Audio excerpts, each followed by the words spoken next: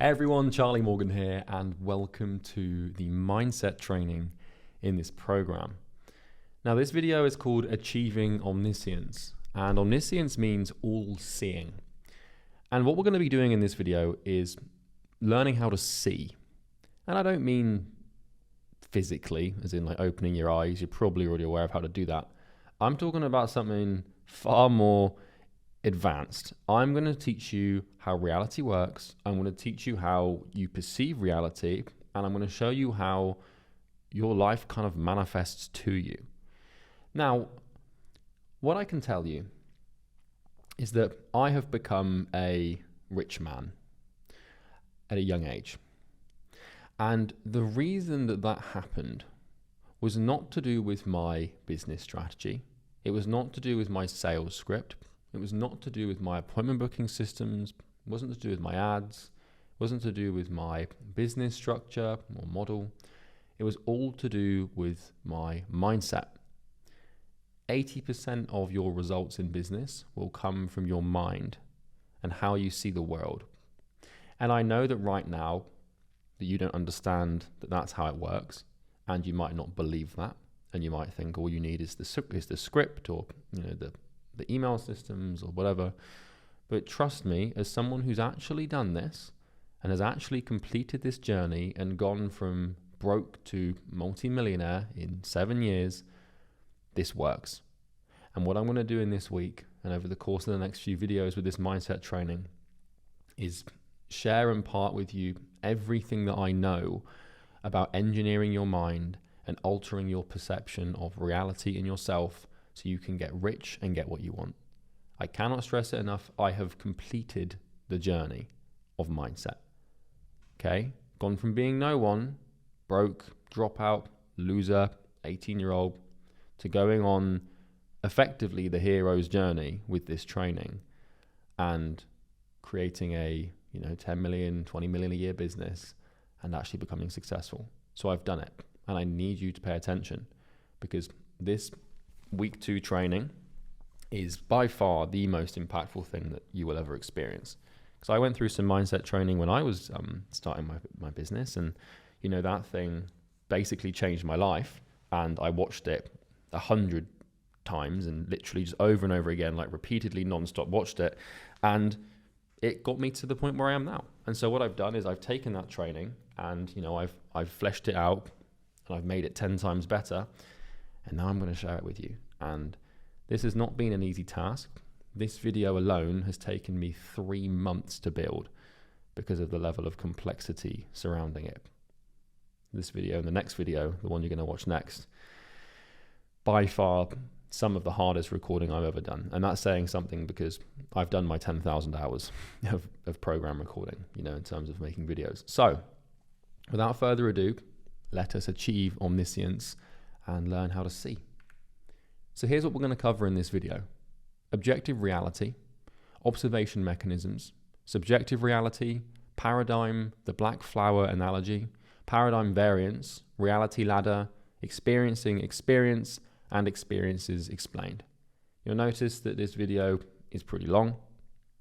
I'm sure that you kind of are starting to gather by now the way this program is going to go is I'm not going to leave you guessing. I'm going to give you everything. And yes, it's going to be a bit annoying for you to have to go through, but that's just the game. Okay. So welcome to Achieving Omniscience. Now, I've made the videos and the resources in this mindset series to achieve one objective, and that is to completely change your reality. I have no interest in offering you motivational pep talks. I have no interest in offering you shiny objects, and I have no interest in offering you or telling you to partake in temporary protocols of behavior that bring about short-lived change like monk mode. This is not a motivational, happy-go-lucky, pull yourself up by the bootstraps training. This is the furthest thing from that. I'm not interested in that at all. These videos will completely shatter the way that you see the world.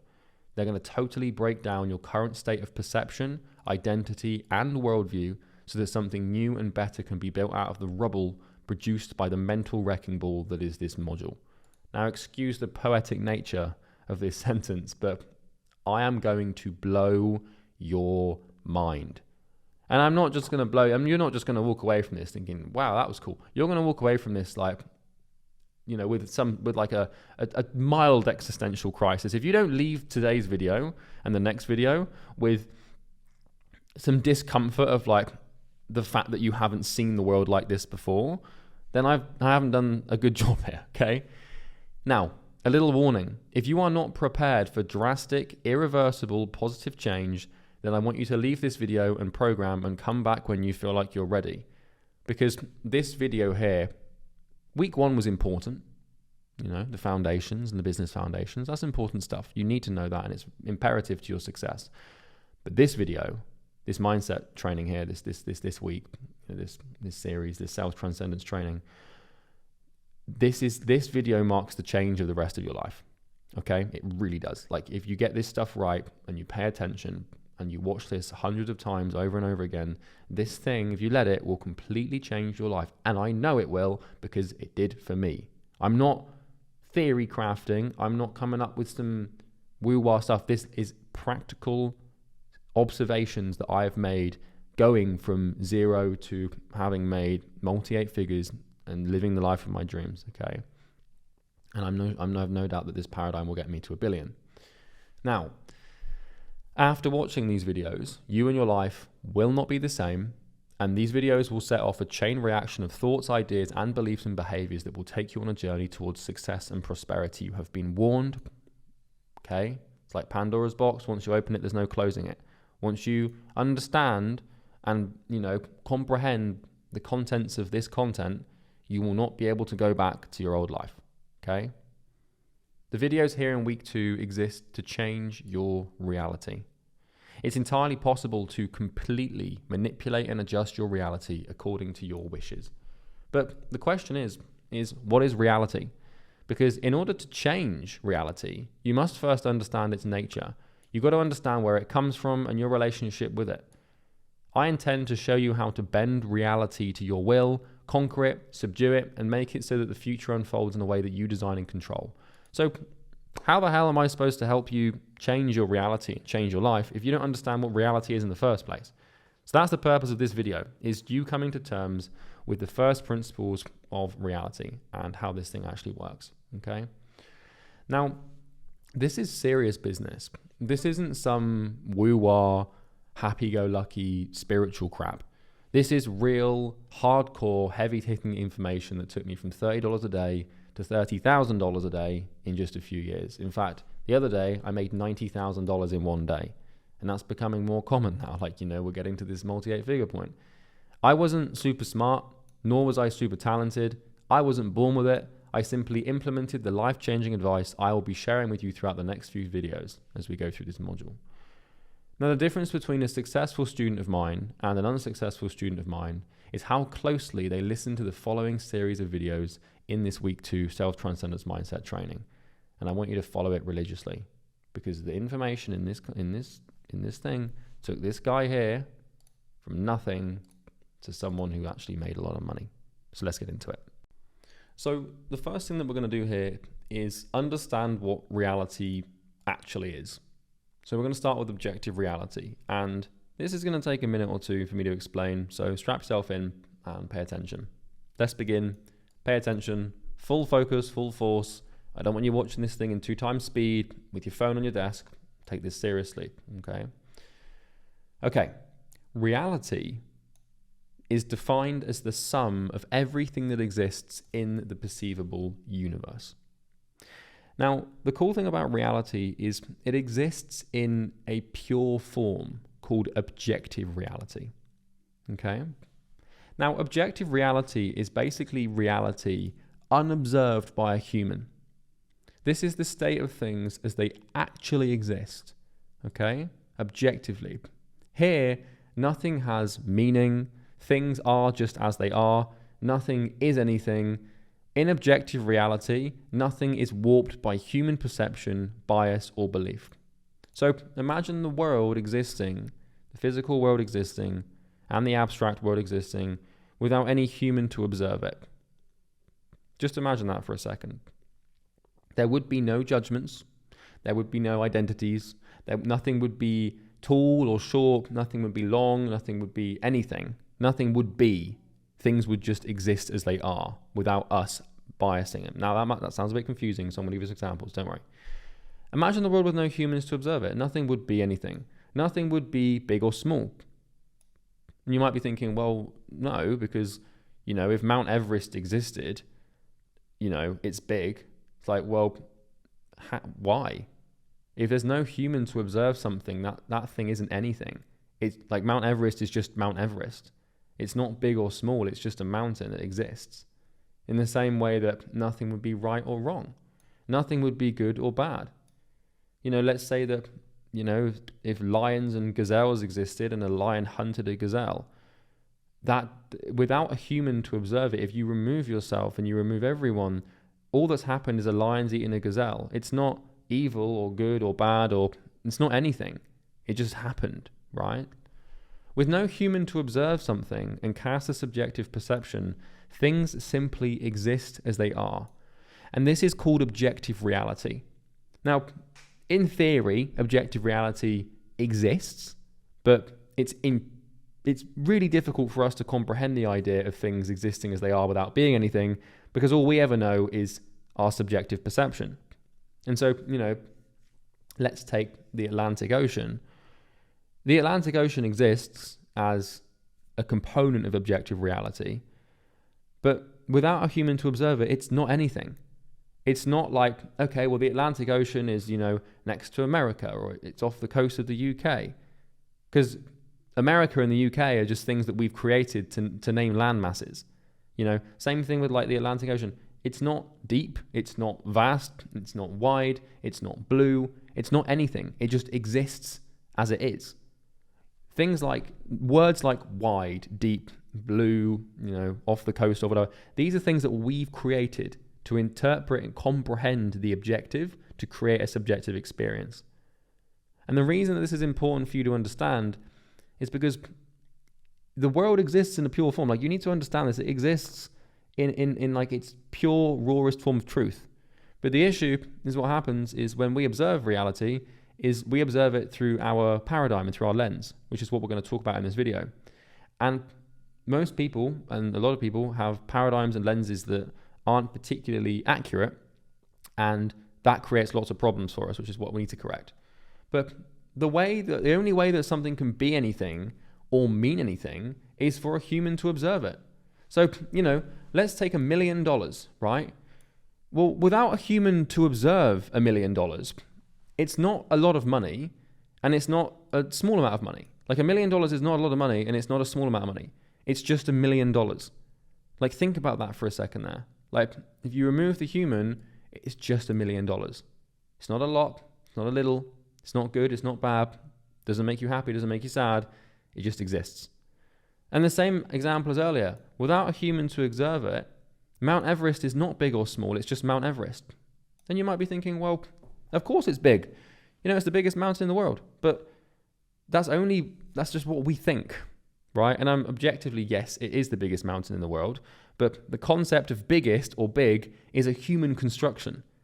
These things that we have created to give reality meaning and to map reality and make it comprehensible aren't real.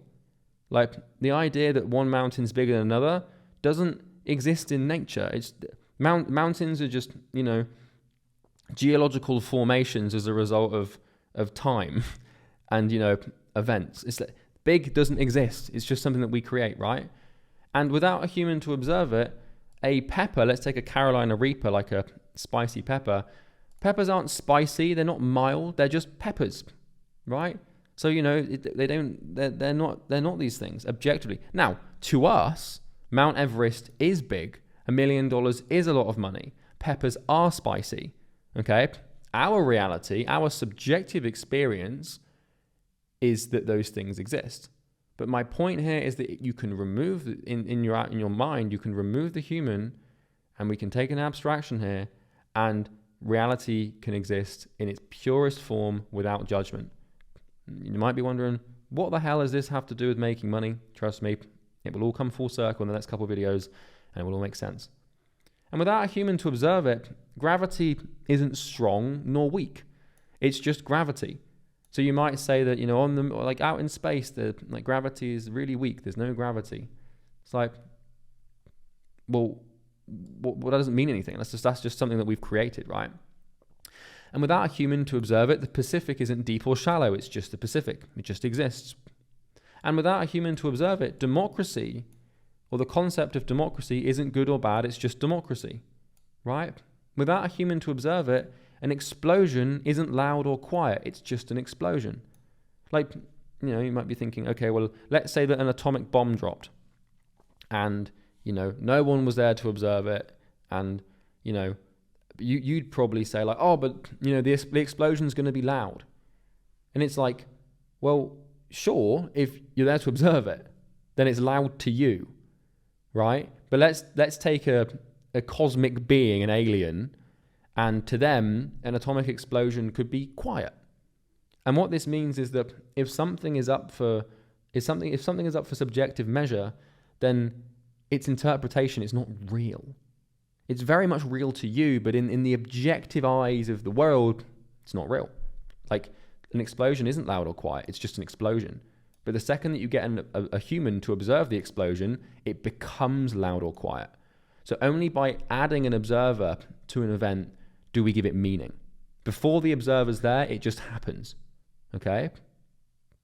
Without a human to observe it, a rock isn't blunt or sharp. It's just a rock. So imagine a rock on a beach, a big rock, with no human to observe it. It's not anything. It's just atoms, in the structure of this rock thing. But then the second a human walks up to the rock and touches it, the human can be like, oh, this is sharp or this is blunt. But without the human, it's nothing. It's just a rock. And without a human to observe it, a lion isn't aggressive or passive. It's just a lion. And without a human to observe it, money isn't easy or hard to make. It's just money. And without a human to observe it, a Lamborghini isn't expensive or cheap. It's just a Lamborghini. And you might be thinking, well, of course a Lamborghini is expensive. They're like 200 grand. But they're only expensive because you think they are. You've created that. Like, it's not that the idea of something being expensive or cheap is a human construct. Like, that's come from us. It hasn't come from, it's not a physical, law or structure of the universe. It's not a natural structure. It's something that we've created. You might then be like, well, a Lambo is something we've created. We build Lamborghinis as humans and we've invented them. Sure. But my point is that all these meanings that we give things, like a Lamborghini at first principle is just colored metal and glass and rubber, right? You give it the meaning, you give it the status, and you say, you like, oh, Lamborghini is really fast. It's like, well, like, yeah, sure, that's what you think, but it's just a Lamborghini, I know this sounds a bit weird, but this will become really clear. Trust me, I've been figuring this out for like 3 months, and when I got to this point, which was the beginning, it took me a long time, so it's okay if it takes you a minute, but bear with me and I'll explain. All of these adjectives, big, small, loud, quiet, lots, little, spicy, mild, strong, weak, good, bad, deep, shallow, sharp, blunt, passive, aggressive, hard, easy, up, down, fast, slow, angry, calm, happy, sad, ugly, beautiful, easy, hard, possible, impossible, cheap, expensive. Any describing word is a human construct. All of these terms and ideas are human constructs designed to give meaning to, navigate, and perceive reality. These are not part of objective reality. They don't exist unless humans do. And this is such an important idea. These things, all of these things here in the back end, they don't exist without a human. And what this means is that reality really does exist in a pure form, which is called objective reality, where things just exist in the state that they are, without any human to, observe them. They just exist. Nothing is anything. Things just are, right? Nothing has any meaning. Nothing has any, comprehensibility. Just exists. When you remove humans from the equation, nothing is anything.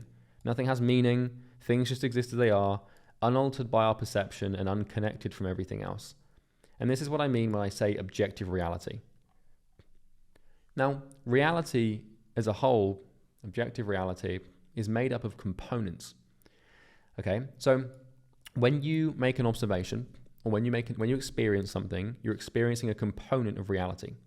And everything is a component. And reality is the term that we use to aggregate all of the components together. So, for example, I'm looking around my desk right now and I can see my camera, okay, that I make YouTube videos for. That camera is a component of reality. And I can see my mouse and I can see a bottle top, from the water I was drinking earlier. That's a component, right?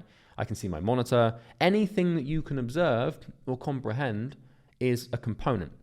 And when you add all of these things together, you get reality. So reality it's not really anything. It's just the collection of everything put together. If that makes sense. Now, so when I talk about components, by the way, later in this video, that's the context. Now, components of reality are split into two forms. So every component is made up of it's one of two things. We have intangible reality and we have tangible reality. So intangible reality, and by the way, I didn't say this was going to be easy to understand. I know this is a little bit out there, but like I said, just bear with me, keep your head locked in, and this will make sense, and it will, and then you'll be like, oh, okay, I get it. So intangible reality, these are components of reality that cannot be physically seen or felt. Now you might be thinking, how the hell can something be part of reality if I can't see it? I can see the pen on my desk and I can see my water bottle. Those things are part of my reality. Well, I would challenge you and say something like, well, what about the law? Or what about money? Or what about democracy? What about the idea of your mother, right? Your mother is a human being and she's a person and, you can see her, or hopefully you can if she's still alive. I hope she is.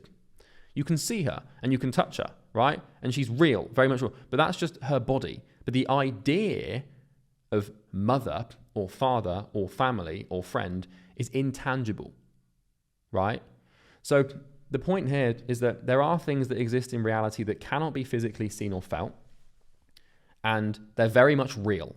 Because to us, democracy is real. But you can't touch it. You might be thinking, yeah, but I can go and vote and I can touch the ballot paper and, I can do that and write down my name, who I want to vote for. But that's not democracy. That's just a piece of paper, right? So the idea of democracy and, the idea of gravity, for example, it's very real. It's part of our reality. And, we can comprehend it and perceive it, but we just can't do that physically. We have to use our imagination, okay? Same thing with memories, all these things that are very much real to you, you can't hold, can't see, can't touch. And now the other side of reality is tangible reality. So these are components of reality that can be physically seen or felt. So the camera on the desk, if you've got a dog, if you've got if you've got a jumper on your desk, or if you're looking around and you can see your feet, hopefully you don't have those horrible things out. I'm just joking, but you get my point. These are things in reality that you can physically see or feel. Okay, for example, music. You might think that music is intangible, but you can listen to it, you can feel it. In the same way that, you can eat something and that thing is very much, you can feel it. So anything that you can feel through your senses or see is tangible. Now, objective reality, as we know, is the state of things as they actually exist. So once again, things that haven't been observed by a human, that haven't been given meaning, they just exist. They just are. They're not anything. They're not big or small or good or bad or happy or sad. They just exist, okay? So before a human imagine something before a human observes it. What is it? It's nothing. It just is a thing. And I know that's so hard to comprehend, but, let's say that, take something on your desk right now, right? Say I've got a pen on my desk, right? I'm looking at this pen. And to me, this pen is, it's black, so it's got black ink. It's medium sized, and I know that it means writing, and I know what it means, right? And it's plastic, and I can, it's hard, and I can feel it. But if I wasn't here to observe this pen, the pen it's not made out of plastic. It's not big or small. It's not black or white. It just exists. I give it the meaning through my subjective observation. Okay? I know it still might be a little confusing. I'm going to keep going through it. So objective reality is split into these two categories. So we've got the intangible, intangible objective reality, this is kind of like part one of reality. This is the part that exists and can be understood, but not interacted using our five senses. So intangible objective reality can only exist in our imagination and in the mind and is abstract. And these things are very much real, but cannot be physically observed. So, for example, love. So let's say that you love someone. You can't touch or feel or physically sense love, but it's very much real in your mind. The law, okay? You might say like, oh, well, I can go and like read the law, or, I can go and like, go on a website and read the laws that we have. But all you're seeing there is just a website and words. The actual idea of the law, is intangible. And money. So you might think, well, okay, yeah, no, I can hold money and I can see it in my bank account and I can see it, I can touch it. But can you? Not really. You can touch the $10 bill, but you can't touch the concept of money. Gravity, democracy, calories, time, language, story, natural selection, memory, numbers. Here's a big one. Numbers. You can't touch numbers. You can't see numbers. You might think like, yeah, but I can type 1 on my keyboard and see the number 1. Yeah, sure, you can see the representation of the abstract, but you can't actually see numbers. Like, don't get me wrong, you can see the numbers on a screen or you can write them down, but the idea, the abstraction that we've created, they're not real. You can't touch them. You could carve out a number 1 out of wood, but you'd just be touching wood. Do you know what I mean? Like, it's not real. It is real, but in your head. Anger, society, psychology, business. There's tens of thousands of these things. All of these things are intangible. They are very real, but they cannot be physically seen or felt or observed. Then we have tangible, objective reality. So this is part 2, the part that exists and can be physically interacted with using our 5 senses. So we've got our sight, our smell, our touch, our hearing, and our taste. And this part exists in the physical form. It can be touched, seen, heard, and smelled and tasted. So like, a tree or a keyboard, or like a human or a $10 note, or a clock or a burger or a watch or a dog or a dictionary or an earthquake, Netflix episode, Like with Netflix episode, for example, let's say that you watch a movie on Netflix. You can watch the movie and the movie is tangible insofar as the fact that you can touch it and you can feel it. But the story that underlines the movie, you cannot see, but you still have a sense of it. It's still real, but you can't like experience it physically. You experience the movie, but not the story underneath it. At least not physically through your senses. You understand it in your mind, if that makes sense. And then we have books, headphones, mountains, Rubik's cubes, tennis balls, notepads, laptops, millions of things. Everything that you can touch and see and physically observe is here, and everything that is still real, but you can't really see and touch is here. Like natural selection or evolution. Very real, and you can draw a diagram to sort of represent it, but it's not something that you can like actually see. You can only see representations of it. Like for example, like with a tree, like a tree is real. Like if you go and touch a tree, it's like this tree exists. But if you see like that is what it is. It's not a representation of a tree. It's not an abstraction of a tree. It's just a tree.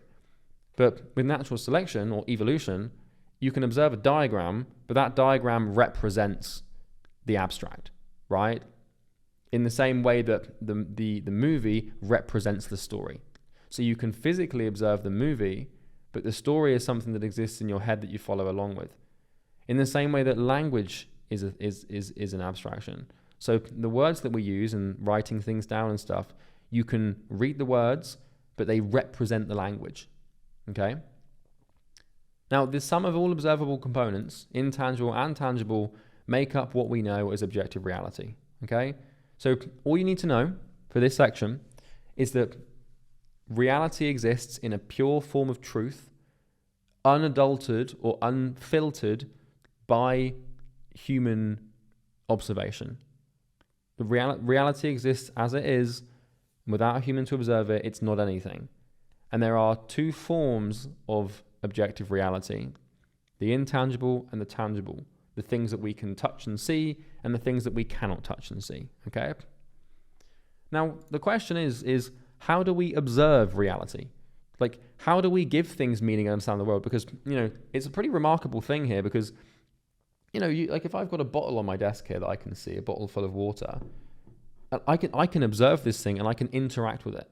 I can pick it up, I can drink from it, I can put it down, I can move it away from me, I can move it closer, I can deduce whether it's a big bottle or a small bottle, I could turn it into a weapon if I wanted to. Like, it's a pretty unique thing to be able to do, which is basically navigating reality and comprehending it and being able to interact with it. So how do we do this? Like, how on earth do humans have the ability to observe reality? Well, reality is observed by humans using two mechanisms. And depending on what we're dealing with, we use different mechanisms. So if we're dealing with tangible reality, these things here that we can physically see and touch, then basically we're using our five senses, okay? So anytime you interact with tangible reality, if I can see this bottle, if I can knock on it, I can pick it up, I can move it around, I'm using my five senses. I'm not using my imagination, I'm using my five senses. However, if we want to deal with intangible reality, then we have to use the second mechanism, which is our imagination. And this is where you use your memory and your imaginary experiences, okay? So, if I wanted to imagine that this water bottle was full, then, I could use it. Or let's say that I was a kid and I was playing a game of rocket ships and I wanted to imagine that this water bottle was a rocket ship. And now I'm taking it to space. Like, you can use your imagination as well as your five senses to comprehend objective reality, okay? Now, these are your tools for observation. If you want to observe reality, there are no alternatives. The only way that you can experience the world and observe it is by using your five senses or your imagination. Now, if you want to observe tangible reality, you use your five senses. So, if you're looking at a tree or a photo or a piece of art, or you're listening to music, or you're eating a meal or something like that, or you're having a conversation, then you're using your five senses. But if you want to observe intangible reality, then obviously you use your imagination. So let's say that you wanted to comprehend justice or depression or empathy or status or a political movement. These are intangible things that you use your imagination to comprehend, okay? Because you might think status, like, oh, we're buying a nice watch or buying a nice car that elevates your social status. It's like, yes, but the car and the watch represents the intangible. The car and the watch are tangible vehicles for the intangible to be understood. But really, to understand status, you have to use your mind. You have to use your brain. You can't see it. You might think you can because you can see the car, but the car represents something. If you were just looking at a Lamborghini, then it's like, oh, it's just a Lamborghini. But the second that you think, oh, that's a high status car, well, now you're using your imagination to comprehend the idea of status, okay? Now, your reality is fundamentally constrained to two things. A, your immediate sensory experience, and B, your imagination. So your ability to comprehend this thing called reality is, really just limited to these two things, but you're also constrained by them. Because in order for you to know what exists and what is true and what is real, you have to be able to perceive it. And what that means is that you are constrained to these two things, which is your immediate sensory experience and your imagination.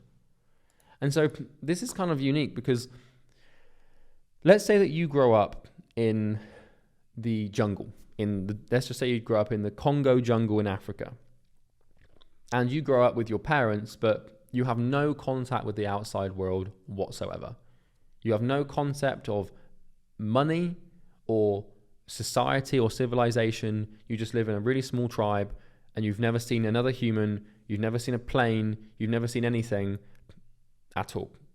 Well, your reality is constrained to these things because, you're not going to get rich because you don't even know what money is. Do you know what I mean? It's kind of like you can't go beyond your sensory experiences and your imagination. And to a massive degree as well, your imagination is fundamentally constrained to your immediate sensory experience. Because how on earth could someone in the jungle imagine money and making money when they've never perceived money with their sensory experiences? So it's kind of like there are things that are built in, like, for example, religion. There are things that are coded into people, And I'm not saying that religion is this thing that's coded into you, but my point is that, people in the jungle, they might believe in a god, and that might be because we have a theological bias, and you can use your imagination to comprehend that even if you have no immediate sensory experience of the church or the mosque or the synagogue or whatever, right? But you're constrained by these things. And, if you've grown up and all your life you've gone without experiencing something, then you don't know it exists. Like, here's the thing about reality. If you haven't perceived it or observed it, it doesn't exist to you. So, for example, yesterday, I discovered that there's a country called Andorra, which is a tiny country in between Spain and France. I didn't even know that existed. So to me, I've been basically my subjective reality for the last 26, 27 years has been one that Andorra doesn't exist. And that if someone asks me, is there a country between the border of France and Spain? I'd be like, no. I'd be like, are you an idiot? Of course there's not. But that's because, the information that Andorra exists has never entered my immediate sensory experience. I've never seen it on a map. No one's ever talked about it. I've never seen a video on it. No information's come into my awareness. And therefore, to me, it's not real. It doesn't exist. It's no different from the person in the jungle not being able to comprehend the idea of money or banks because they've never perceived them, right? So you're really constrained by this. Fundamentally, you're constrained. And I want you to imagine that we humans are like gigantic projectors. This is how we observe reality, okay? So this is all, a bit out there, this objective reality thing, but how do we actually observe or perceive this stuff? Because, trees exist, dogs exist, Rubik's Cubes exist, time exists, democracy exists, gravity exists, but how do we know? How the hell do we observe these things? Well, here's how it works. 1, we receive sensory inputs or we imagine them, okay? So it starts by you receiving information from your environment, or it starts by you imagining something, okay? And we process these inputs, either imaginary or sensory, by creating electrical impulses in our brains. And as we do this, we instantaneously project what we observe in our mind as an experience, okay? So reality manifests to us as an experience. And all your life is basically just a lot of experiences back to back to back, right? So, for example, let's take a movie, a film. What's a movie? Let's say it's 2 hours long. Well, if you break a movie down, all it is a collection of what we would call frames. And it's literally just frame by frame, which is these little millisecond long clips that are strung together to create the movie. And your life kind of operates in the same way, where your reality and your life and this timeline of existence that you have is just a collection of frames. These tiny little thin, minuscule moments in time, bolted on top of each other over and over again, create your life. And these are experiences. So you're having an experience right now, and now you're having a new one and a new one and a new one. And how we understand the passage of time and reality is by creating experiences. And it's no different from having a movie that, is just loads, millions and millions of little frames clipped together and, compiled in a linear order to tell a story. That's basically our life. So let's say, for example, you eat a burger. Well, you're having an experience when you eat that burger. Really, it's a lot of mini experiences put into one, which then, creates another experience. So every millisecond, you can imagine it's like every millisecond that passes, your brain is taking a screenshot of what you see, and it's doing it so quickly that this is kind of like you're experiencing life like a video, because that's all a video is it's just a collection of loads of photos.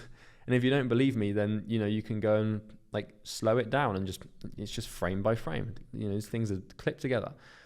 And so eating a burger would be a tangible experience. You're experiencing tangible, objective reality when you eat the burger. And let's say that you go to a music festival. Well, that's a tangible experience. You know, you're listening to music, you're dancing, you're drinking, whatever. But let's say you experience a dream. Well, the dream is intangible. So let's say that you go to bed tonight and you have a dream that you climb Mount Everest, right? Well, that didn't happen. It's still real to you. Obviously, you know that it's not real. But the interesting thing about a dream is even though it's not real, it's part of reality because it happened. Even though it didn't happen in a true sense, it still happened like in this abstract sense of your imagination. And, the dream that you've had can still go on to influence your life and your perspective and your belief systems. And if you don't believe me, I'm going to get into this and it's going to all make sense. And the experience of democracy. So, if you live in Western society or a typical Western country, then you probably experience democracy through your political system. And this is something you experience. You experience it because people, get into power and, they've been voted in and such. And this is intangible. It's not something that you can point to or see or touch. It's not, democracy is not the voting station. It's not the polls. It's not the politicians. It's this universal, social agreement that we've all decided is what is best for us in society.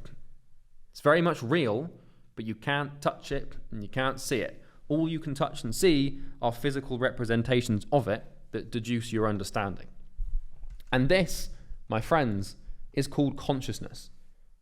This is consciousness, right? All consciousness is a string of experiences. It's taking what happens every millisecond or every millisecond of every millisecond of every millisecond, and it's your brain's just taking constant screenshots and stringing them together in a very, very, very high definition, high FPS, high frame rate video. And that's what you experience. Fortunately, we can use our consciousness to manipulate reality and trick it into changing what we want. And the reason I'm starting with this understanding and this sort of idea is because this really puts you in control. People think that reality just happens.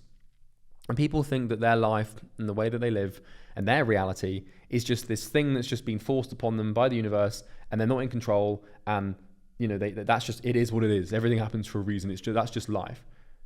Not true. In the same way that the director of a movie or the writer of the writer of a book can determine the direction and trajectory of the plot, you can do the exact same thing using your consciousness. But you cannot do that unless you comprehend your ability to perceive in the first place. Because imagine the writer trying to change the direction of the novel if the writer didn't believe that they were in control of the novel. Imagine if the writer just thought, I'm just going to close my eyes and scribble, and whatever comes out is just, I'm not in control of this plot, it's just coming out of me. That's what people think about their life. They don't think they're in control. They don't think they have any ability to manipulate it or change it. They think it just happens. And this is the first problem of the mindset training here that I'm trying to address is you can be in control, but the only way that you gain control is if you think you are in control. And if you think you're not, then you're not going to try. Now, it gets a layer deeper than this, and we're going to continuously build on this information. And you might need to rewatch this video a couple of times for all of this stuff to make sense, especially the representation stuff up here. But as I go through, this will all make sense. So it gets a little bit deeper, because what we can do is we can map reality across time. Because there are 6 dimensions of reality, okay? And this is really, this idea here, this took me, and I'm not even joking, 3 weeks of staring at a whiteboard to get and understand. But now I get it, it makes sense, I'm going to share it with you. So, we know that reality exists across 3 dimensions of time. Because we have the past, okay, the past reality. So this is what reality was, okay? So imagine like a screenshot of what happened. All of the experiences that you've had and that have built up are your past reality, okay? In the same way that if you're creating a movie or writing a book, let's say that you're writing a book and you're writing and you're now writing page 150. Well, page 1 to 149, that's the past. That's what you have done. Okay, that's what reality was. And then we have present reality, which is what reality is. And that is what you're doing in the immediate moment, here and now, right now. So what I was just talking about, all of this stuff that we got up to here a minute ago, that is now past reality for you. That is footage that's been locked away in your memory and can be reaccessed if you wish to find it, right? Not all memories can be reaccessed because they fade with time, but if I ask you to pause the video and just think about what you had for breakfast this morning, you could, go into your imagination and recall that and then create an imaginary experience, and you could perceive the past. It is possible to perceive and observe the past. And if you don't believe me, pause the video, close your eyes, and tell me what you had for dinner yesterday. Close your eyes. Okay, I went. And you're using your imagination, and you're creating like an image in your head, or you're creating a narrative or some words in your head, and bang, now I know what you had for dinner yesterday. You just successfully perceived the past. And you can't perceive something if it doesn't exist, which is why reality can exist as a past dimension, okay? Then we have present reality, so that's what reality is. And then we have future reality, and that's what reality will be. And this is where things for me when I was making this video got confusing, because I was like, how can reality exist in the future? But it does, right? And I'm going to explain this. So we have what reality was, what it is, and what it will be, or what it could be. Because here's where things get interesting, is if I ask you, what are you going to have for breakfast tomorrow? You can tell me, because you can set an intent and then you can make that happen, which means that you have just successfully perceived the future and acted it out. So you if I said to you, what are you going to name your firstborn child if it's a son? And you say, oh, I know, I'm going to call it Charlie, after Charlie Morgan, because he's a total legend, right? Let's say that I'm joking, but let's say that you did that. Now, if you have a son, you're going to name it, and you name it Charlie, you perceived the future before it happened. And this is the most unique and beautiful thing that we have going for us as human beings, is our ability to perceive the future and act it out. And this is why we are truly in control. Because this is why people get confused and why people fail, is because they think they're not in control of the future. They think the future is just this weird grey area of stuff that just unfolds and is that they are completely at the mercy of. That's not true. Because if that was the case, then you'd have a panic attack every time you went to do your breakfast. And you'd have a panic attack every time, you decided what to wear in the morning. Or, you'd have a panic attack every time you had to, think about what question you were going to ask someone on a first date. Let's say you're like, I've got to, because imagine not being able to perceive the future. Like, you do this every day because, you probably have like a calendar or a schedule. And then, let's say you set an alarm. Like, I'm setting an alarm. The future reality is that I will wake up at 7 a.m. tomorrow. So you set the alarm and you wake up at 7 a.m. You predicted the future. It's within your control. Now, don't get me wrong. There's lots of stuff in the future that is out of your control, like which politician gets into power, or what world war breaks out, or, whether your mum falls down the stairs or something. Probably not a very nice image for you, but there's things that you can't control, but you can perceive and control. The little corner of reality that is within your control in your life can be controlled. Now, reality can only be observed in the present. And this sounds a little contradictory, right? Because I've just told you that you can perceive reality in the future and the past. You can go back to your imagination and you can go forward in your imagination, and you can imagine what you're going to do and what you have done. And those two things are very real. They are very much real because you can comprehend them. But the issue is that in order for you to visit the past or visit the future, you have to go through the present. Because let me give you a thought experiment for a second here. When do you set your alarm? When do you decide what you're going to eat for breakfast? When do you think about what you did yesterday? Or when do you think about a memory? You do it now. So in order for you to recall from memory something, or in order for you to project an idea into the future, you do it in the here and now, which means that the gateway to perceiving the past or the future is in the present, which is why all of the power that you have in your life and all of the ability to control and manipulate reality is given to you, the gift is given to you in the present. You can only think about the past or perceive the future in the present moment. Because, you're not in the future when you're perceiving it, and you're not in the past when you're perceiving it. Because as human beings, we only have the ability to act and decide and think in the here and now, but we can use the here and now to visit the past or the future. Okay? Now, as a human, your ability to observe reality is, as we know, fundamentally constrained to your five senses and your imagination and the present moment. And let me just retouch on this constraint here, because this is something that's really important. This is something that changed my life. When I was 17, I didn't really know that you could be successful. Like my father was had like a successful career in finance, but not like entrepreneurially, like, you know, millions and millions of dollars and billions of dollars and stuff. Like I didn't know that you could be successful. I thought at 17 or 18 years old that the only way that you got rich was by being a celebrity or by being like a sports person, and I wasn't going to be able to do either. So to me, my reality, my financial reality, was constrained because I didn't even know that entrepreneurship existed. I didn't even know that business was a thing. Like, of course, I knew that people ran like restaurants and, you know, people ran like bars, and, you know, I knew that people had businesses. But one day I watched an ad on Facebook, and it was some guy giving like a house tour of his mansion in Beverly Hills, and he was talking about being an entrepreneur. And the word entrepreneur had never, ever entered my five senses before, and I'd never imagined it. And so I found this word, this idea, entrepreneur, which is actually like this intangible abstraction, right? It's not, entrepreneur is not a real thing. You can't touch or you know, or see entrepreneur. You can see representations of it in human form. Like you might look at me and poke me and be like entrepreneur, but I'm a human being. You're just touching my flesh and my skin. You know, I'm not the abstraction of entrepreneur. I'm just a human that is an entrepreneur, right? So I had to Google the term, and I had to Google entrepreneur and find out what it was and learn about it. And the second that I received that information, my life changed forever.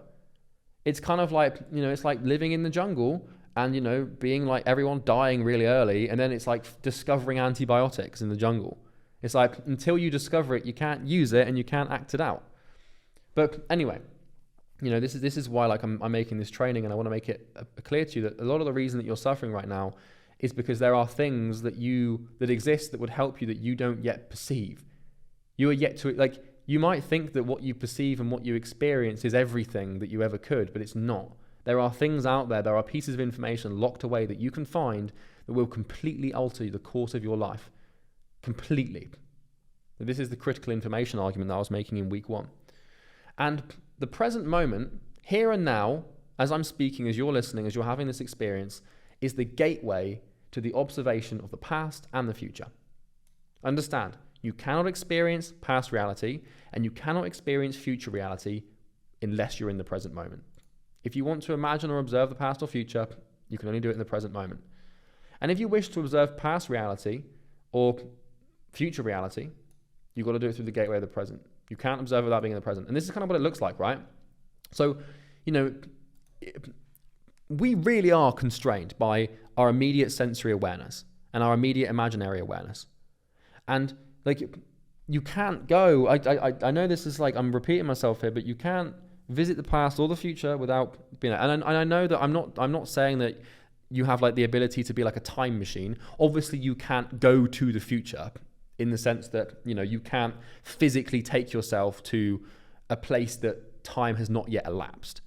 You know, you're not going to teleport your body to, you know, London 300 years from now and be able to look around and see everything. Like that's not the point. The point I'm making is that we have a very basic and very limited ability to control our behavior in the future. And that's the key, because all you need to do to change your reality is change your behavior. And it gets really exciting to me because, you know, you can literally change reality. Let me give you a fundamental example, right? Let's say that right now you don't like the color of the walls in your bedroom. And you're like, I don't really like these walls. I want them to be blue, not green. Why you'd have green walls in your bedroom is beyond me. Maybe you like Shrek, I don't know. But you can decide, tomorrow I will paint the walls blue. And you can wake up tomorrow, buy the paint the walls, and by the end of the day, the wall will be blue. You have just used your imagination in the present to change reality. And now the future has become the present, because now the present reality situation is that your walls are blue. And so my point here is that in the same way that you can repaint the bedroom walls that you have, you can change your behavior towards business, towards money, towards relationships, towards health, all of these things. Now, there's lots of stuff that gets in the way because, obviously it's harder to build a business. It's harder to get in shape than it is to just simply paint a wall, because it requires a lot more information, a lot more knowledge. But the basic premise and the point I'm making is that things are within your control. The only thing that you can control are your decisions, your actions, and your behavior. And fortunately enough for you, that is all you need to be successful and make a change. And if you don't believe me, well, I can tell you it works because I did it. I created, I used the present. I created a future reality that I wanted to achieve, and I visualized it, and I went and I did it. And I acted it out in the present, and eventually the future became the present. The thing that I wanted became what I have now, and now I can do it again. And the same thing applies to the past. I can go back in my memory and I can create imaginary past experiences to relive and re-experience what has happened. So, for example, when I was, I think 21 or 22, I went to a Flume concert. So Flume is my favorite music artist, and he was playing in Camden Town in London at a venue called, I think it was called Coco venue or something. And I can go back in my memory and I can relive that experience. I'm doing it in the present moment, but I can very much, the past is very much real and the future is very much real, but only in so far as you can imagine it, if that makes sense. And that's a pretty powerful idea, pretty damn heavy hitting. And, as we continue through the rest of the week 2 training, this idea will become more and more important, and you'll have a further, understanding, and you'll comprehend why I'm giving you this now. But for now, just need to know this idea.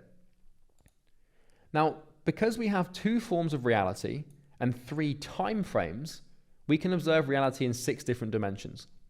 So there are 6 dimensions of reality. There are only 6, categories of reality, if that makes sense, that are as follows.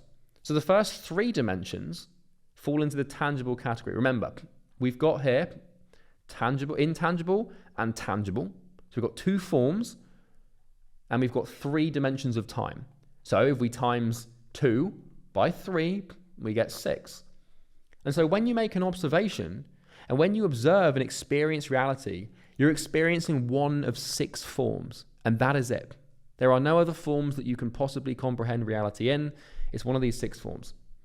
The first is tangible past reality. So tangible means it is something that you can touch and see and feel. Past means it's happened, so it's in the past. And so this is what was physically. So, when I take myself back to the Flume concert, the music concert, and I imagine the dancing and I imagine the music and the atmosphere of the room and the people. Obviously atmosphere is intangible, but you get the point. When I relive that experience, I'm experiencing tangible past reality in the same way that, if I tried to imagine the first time that I ever went jet skiing, it's a tangible experience. I can feel the wind in my hair and the speed and the water and the fun, very much tangible. Then we have the tangible present reality. So the tangible present reality is what is physically now. So the state of your environment as you can currently observe it. So if you turn around and you look at what's behind you, you're experiencing reality in a dimension that is tangible present. Okay? So if I'm looking at my desk right now, I can see the water bottle. Here's the water bottle. I can see the screen. I can see the video. I can hear my voice. I'm experiencing tangible present reality. And then we have tangible future reality, which is what could be physically. So this is the example I gave you earlier. If you close your eyes right now and you imagine your bedroom walls as a dark blue, now you've imagined what could be physically. You've imagined a potential future. Cool thing is you can close your eyes and imagine red walls or brown walls or black walls or gray walls, or maybe brown walls with blue curtains, right? So, when you're imagining something that doesn't exist but could, you're imagining the future. And here's the cool thing is that thing doesn't have to unfold for it to actually be real. Because as long as you can imagine it, it's part of reality. It's not true. It doesn't exist. Like if you picture, blue bedroom walls, but you never paint them blue, then it never manifested. It was never true, but it's very much real. But understand, if you can comprehend it and perceive it, it is real. There's a big difference between what is true and what is real. Truth is what actually exists and what is actually there. Real is what you can comprehend, okay, and what you can think. So, if I imagine a planet far away that's made of marshmallows, it's not true because it doesn't exist, but I could very much convince myself it's real. So my point here is that when you're making observations, your observations are subjective, which means that things can be real to you, but not objectively be real. Because we're going to get into this in a second, but there's a very big difference between the subjective truth and the objective truth. Because I, in my reality, could genuinely convince myself that Venus is made of marshmallows. That I could like in my reality, I could truly believe that. Like I could actually think that's true. Obviously I don't, but to me that would be real, because now, as far as I'm concerned, Venus is made of marshmallows. And you would challenge that and say, well, that's not true because Venus is made of gas and whatever the hell it's made of, right? Definitely not marshmallows. But some people, we all do this. We can become incredibly convinced of things that aren't real or true. Because objectively, Venus is just Venus. It's not made of marshmallows, and Venus is just a rock that's surrounded by gas or something, right? But to me, it could be marshmallows, and that's the point I'm making here. Is like, if you can comprehend it or see it, like, you can believe it, and that can become your reality, which is very dangerous. Because then you might be like, oh, I'm going to go to Venus and I'm going to eat the marshmallows, and then let's say that you had the ability to travel through space, you'd get to Venus and be like, well, there's no marshmallows here. Oh, I'm going to die because it's toxic, right? That's a really weird example, but you get my point, right? And we'll talk more. This is all going to make more sense. I think your picture's probably becoming a bit clearer now. And trust me, the more we go through this, the more it will make sense. So just bear with me, okay? Now, yeah, so this is basically where we observe a physical component of reality with one or more of our five senses, all by using our imagination to create an imaginary sensory experience that could be physically sensed. So, for example, in the tangible past or the tangible future, you're not using your five senses to make these observations, but you're using your imagination to create sensory experiences.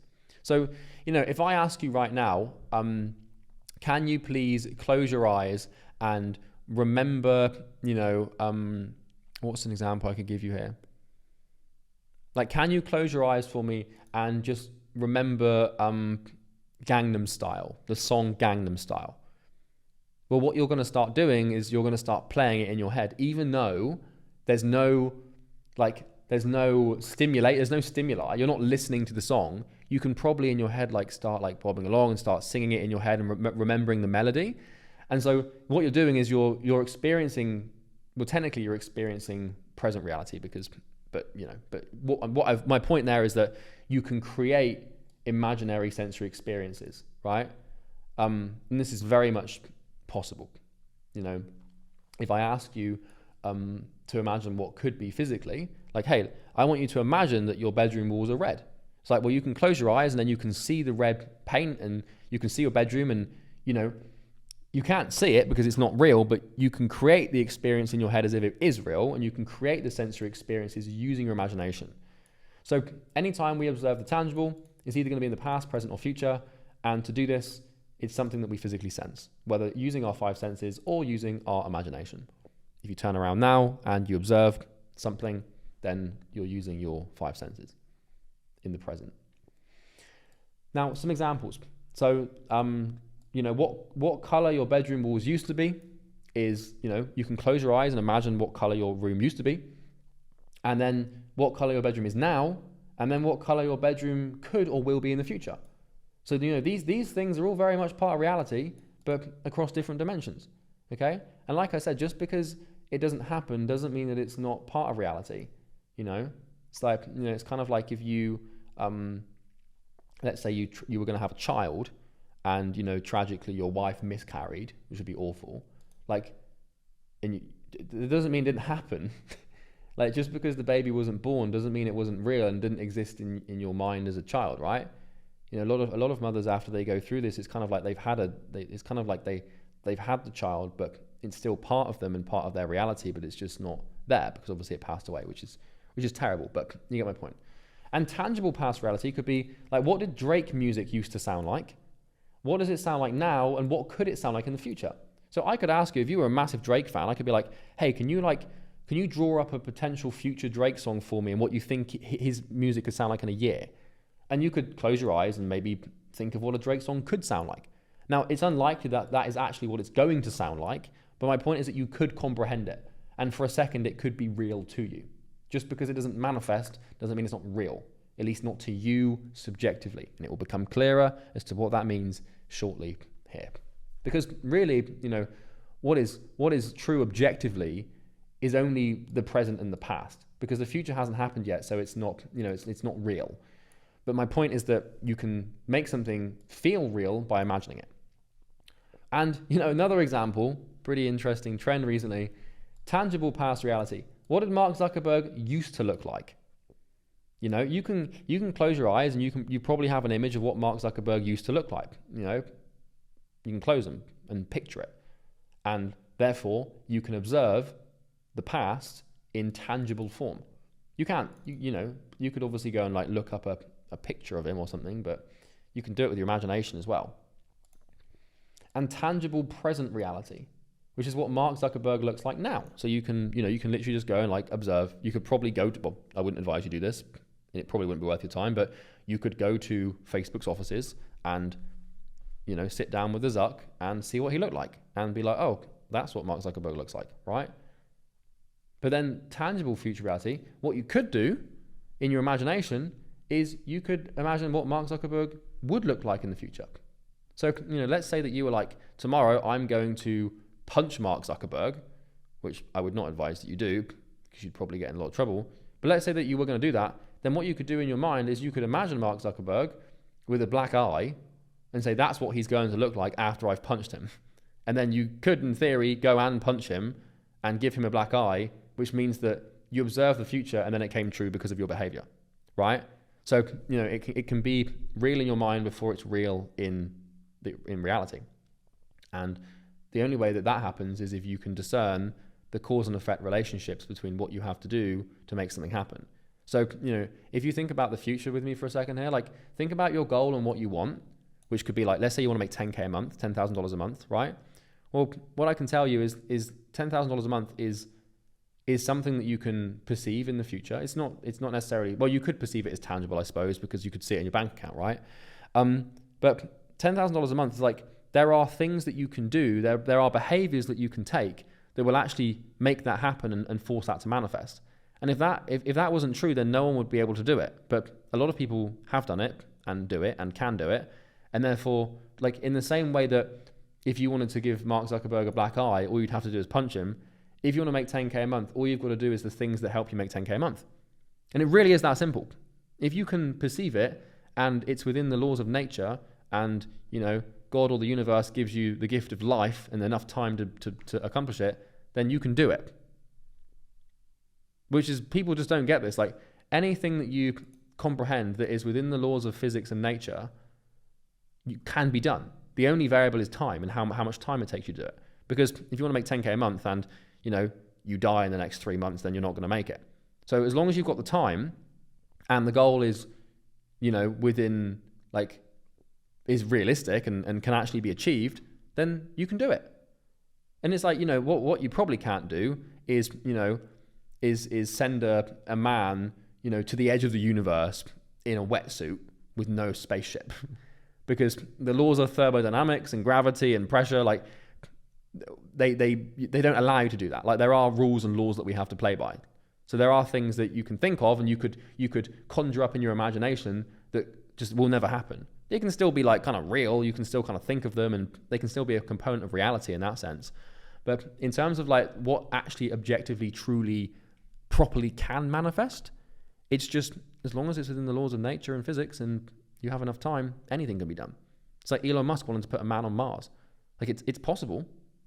Like, the engineering and stuff is likely to be there. So, all we need is enough time to just figure it out and get it done. And the real constraint is just time, right? And this is kind of the cool thing about being a human is we can, like, you can do anything you want as long as it's, you have the time and it's within the laws of nature. Like, let's say, for example, that you're 70 years old and, you want, let's say that you want to build $1 billion software company. Well, okay, a better example. Let's say that you're 70 years old and you only have 2 months left to live. God help you, right? Well, if your goal is to, become a billionaire and right now you have $0, then that's not going to happen because it takes a lot of time to become a billionaire. Trust me, I'm trying. It takes a lot of time, right? And so, you kind of need to be realistic with your goals, but if you just want to become financially free and make some money, like that is a tangible future reality, my friend, that really can happen. And all you've got to do is pay attention. So anyway, moving on. So remember, the gateway to observe the tangible past or future is the present. So if you wanted to experience what color your bedroom walls used to be, you would use your memory or you'd look at a picture and you'd do that in the present.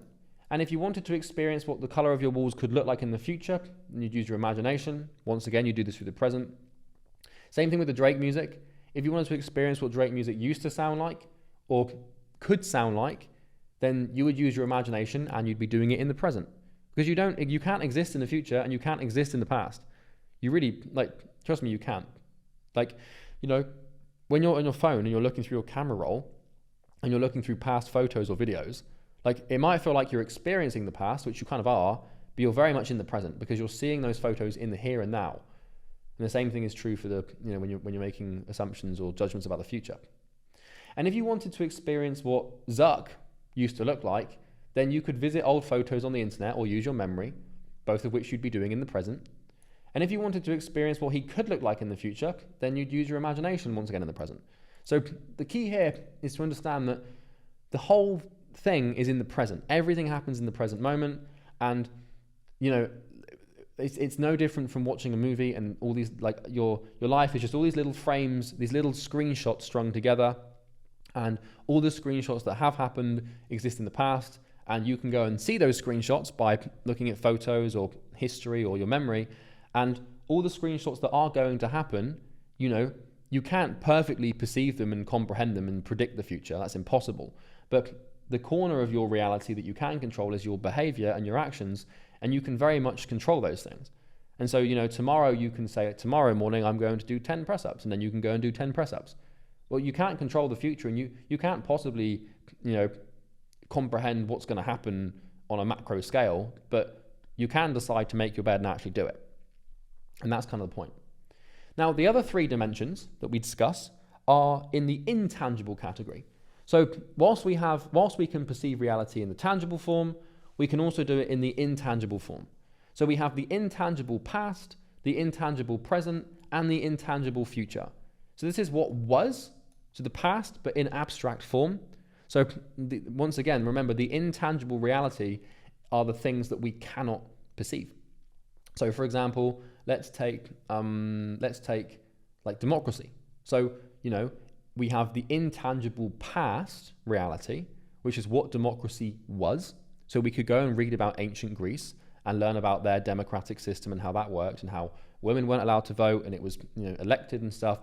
But then we have the intangible present reality, which is what democracy is now. And then we have intangible future reality, which is what democracy could be in the future. And, you can project your imagination out into the future to imagine how democracy might change. And whilst that might not manifest and actually happen, it's still real because you've imagined it. It's not true. It's not true until it's actually happened, but it's still very much real and part of reality. And this is where we observe an intangible, abstract component of reality with our imagination. So remember, abstract means it can't be touched or sensed. It can only be imagined. So some examples for you. So intangible past reality, intangible present reality, and intangible future reality. So we have what the political state of the USA used to be. Very much a real thing, part of reality, can't be touched or seen because the political state isn't. If you go right now and poke Donald Trump, you're not touching the political state of the USA. You're touching the president of the USA. You're touching a representation of the political state, not the political state itself. It's not something you can touch, right? And then we have the present, which is what it is now, what it could be. Same thing with your mother. So, the relationship you used to have with your mother, the relationship you have now with your mother, or you could have. Another example is your ex. So how angry you used to be at your ex is intangible past reality, because this is very much real, it happened, right? So you can go and imagine how angry you used to be at him or her, but it's not something you can touch or sense, it's just a feeling, right? But then we have how angry you are now and how angry you will be in the future, right? So, we can observe these things across the 3 dimensions of time, which is pretty cool. Same thing again, the gateway to the past or the future is the present. So if you wanted to experience what the political state of the USA used to be, you could read history or use your memory. And if you wanted to experience what it would be or could be, then you'd use your imagination. The same thing is true for your relationship with your mum or how angry you'd be at your ex. Anytime you want to visit the past or the future, we go through the present. So to summarize, here are the 6 dimensions of reality. Most of them you observe with your imagination, but the big one is the tangible present reality, which you observe with your 5 senses, okay? And it gets a bit confusing because, tangible past reality, let's say you're imagining, the burger that you ate for your birthday when you were 18, best burger of your life, you swear, you can re-experience that as a imaginary sensory experience. So you use your imagination to create a sensory experience. It's very much real to you, it's there, you can see it, it's just not happening right now, okay? Now, the next thing is understanding, I've alluded to this a little bit, but I'm going to explain it. Subjective reality. So, here's the thing. There exists a pure state of truth, and this is objective reality. Remember, objective reality, and I should really change this here. Actually, where did I put it? Here we go. So, objective reality is reality unobserved by a human. This is the state of things as they actually exist. Nothing has meaning here. Things just are as they are. Nothing is anything. Nothing is anything. So, in objective reality, $1 million is nothing except $1 million. It's not a lot of money, not a little. In objective reality, a rock isn't sharp or blunt. It's just a rock. Okay? It exists as a rock. And even then, it wouldn't be called a rock because there'd be nothing to name it. I can't explain this without names. It's physically impossible. But, imagine a rock with no human. It wouldn't even be a rock. It wouldn't be called anything. It would just be a collection of atoms. It wouldn't be grey. It wouldn't be small. It wouldn't be by a beach. It wouldn't mean anything. It wouldn't have any meaning at all. It would just be basically a collection of atoms aggregated into a structure. And we came along and we gave it a name and we gave it meaning and we gave it relationship to other things. Same thing with an explosion. If an explosion happens, it's not bright or dim. It's not loud or quiet. It's not even called bloody explosion, for God's sake. It's just a chemical or physical, reaction abiding by the laws of physics, projecting out into the universe. It's not real. It's not anything. It's just happening. It's nothing, right? So the cool thing is that we have subjective reality. And so this is where the rubber meets the road. And this is where we can start getting a little bit more practical. And this is where things are going to make a lot of sense. So when you observe objective reality, so when you go up to the structures and, the phenomenon and, the things that happen and you see them, you create an experience. So, you walk up to this aggregate of atoms that is basically a rock, but you don't know is a rock yet. And you point at that aggregate of atoms and you say, that's a rock. And then you touch the rock and you say, that rock is sharp. And then you look at the rock and you say, that rock is grey, right? You give objective reality meaning by experiencing it. So when you observe objective reality, you create an experience. Okay? It is impossible to make an observation in the past, present, or future, whether intangible or tangible, without creating an experience. Every single millisecond of every single day, for as long as you are conscious and not asleep and not dreaming, you are creating an experience. You're added frame by frame by frame, like the movie. It's the same thing with Like, what is a book? A book is just a collection of linear words put together, that makes sense. It's the same thing with your life. It's just moment after moment after moment, millisecond by millisecond by millisecond, strung together. And all of those milliseconds are individual experiences, right? Here's the cool thing. All experiences are subjective experiences, okay? Now, the term subjective means human, right? And let me explain. A subjective experience is when a component of objective reality, I need to put here, is when a component of objective reality is subjected to your biases, beliefs, and perspectives manifested into your mind. So this is awesome, because what happens is the world exists as it is, with completely, like, it just exists. Doesn't mean anything. Nothing happens, right? It just is, When you observe it, you create a subjective reality, which is like you mirror reality in your mind, and you start giving it meaning and stuff. And the sum of all of your subjective experiences is known as your subjective reality. And this is really, really important to understand with this mindset training. There are two forms of reality: objective reality and subjective reality. Objective reality exists first, and once a human observes it and creates an experience, subjective reality is created. So the objective is the prerequisite for the subjective. Your reality is not objective. You do not see the world for what it is, you see it for who you are, okay? So as you're going through life, and as you're going through, as you're creating these experiences, you have created a reality, right? What is basically what you experience and how the world manifests to you. It's important you understand that this experience of reality, this thing that is called reality that everything about you, everything that happens, everything that has happened, everything that will happen, everything that you perceive and see and imagine and think, your entire reality, basically, the collection of all your experiences that have been, will be, and are being, is yours. It's unique to you. No one else has it the same way. No one. There might be people with similar realities to you that, share similar perspectives in certain ways. Like maybe you're a chef and maybe someone else is a chef. So you have the chef reality, but no one has an identical reality. It's like snowflakes. No two are made the same, right? I think that's true. It might not be true, but from the snowflake perspective, maybe it's not true. But the reality thing, very much so, right? And this is cool because you created it.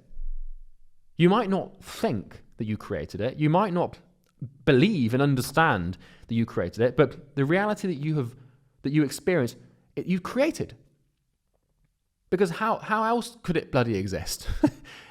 All that happened is you were born and you spawned in and became conscious, and you started walking through the world and, imagining through the world and sensing your way through the world blindly. And what started happening is you started making observations and having experiences that have just strung together, and now you have a reality. When you were born, you were a blank slate, but you've made all these observations and you've made all these experiences, and now you believe the world is a certain way. And the interesting thing is there's people out there that believe the world is a completely different way to you because they've had different experiences. The objective, the sort of the nexus of your reality stays the same. So there is a true, objective, pure form of truth that exists. The state of things as they actually exist. That is objective reality. No human can judge them. They just are. So I've given plenty of examples, right? But when you observe that objective reality, when you look at it, or you look at a component of it, you experience that in your own way. And so, let me give you an example. So let's take the new Ferrari 4x4. So, there's a new car out at the moment. Sorry if you can hear my chair squeaking around, by the way. They need to oil it. But anyway, there's a new car out, Ferrari 4x4, right? I can't remember its name, but it's like an SUV. Now, that Ferrari 4x4 is a component of reality. So let's say that you're walking with 3 of your friends and, you see the Ferrari 4x4.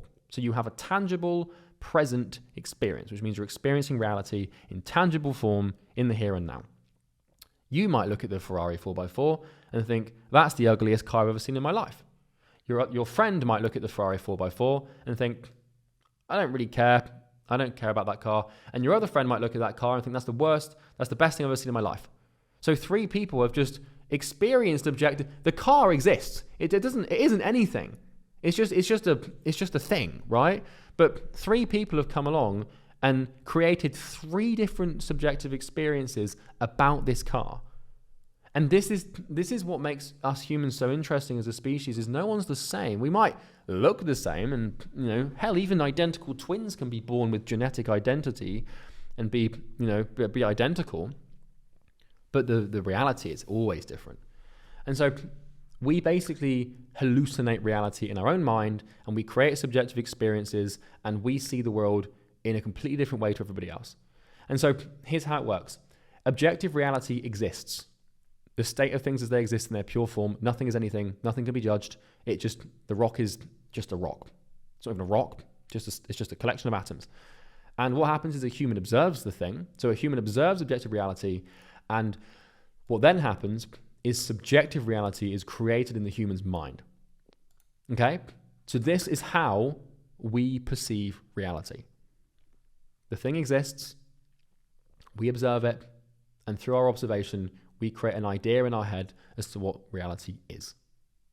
And what we're going to do in later videos is explore what is right and what is wrong. And I've got some stuff for you. We're going to talk about this in lengths of detail.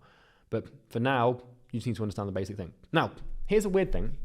As I'm sure you've noticed, we all have different subjective realities, right? So like I said, there's going to be people that agree with you. There's going to be people that disagree with you. There's going to be people that see the world in a similar way to you, and people who see the world in a different way to you, but no one's going to agree with you on everything. And, no one's going to have exactly the same reality as you ever. But the question is why?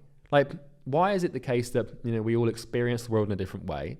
Because again, you might think that this is just some phenomenon that's just designed by God or natural selection to keep the species going or something. But there is a reason, and it took me about a week to figure out, and here we go. It's called paradigm. So you might have not heard of this term before, but it's the most important thing that you've got. And if you haven't heard of the term paradigm, and if you can't define it at first principle and explain it properly then this is an example of what I was giving you earlier. You know how I told you that you are sort of constrained to the information that you've been given, to your 5 senses and imaginary experience? If you don't know how paradigms work properly, and you can't confidently explain exactly how it works and what it means and what it is and how it affects you, then this is an example of a piece of information that's been locked away that you haven't yet perceived. It's a part of reality that you haven't discovered. So what I'm going to do basically here, knowledge is like a weapon. I'm going to give you a tool. This is a tool, right?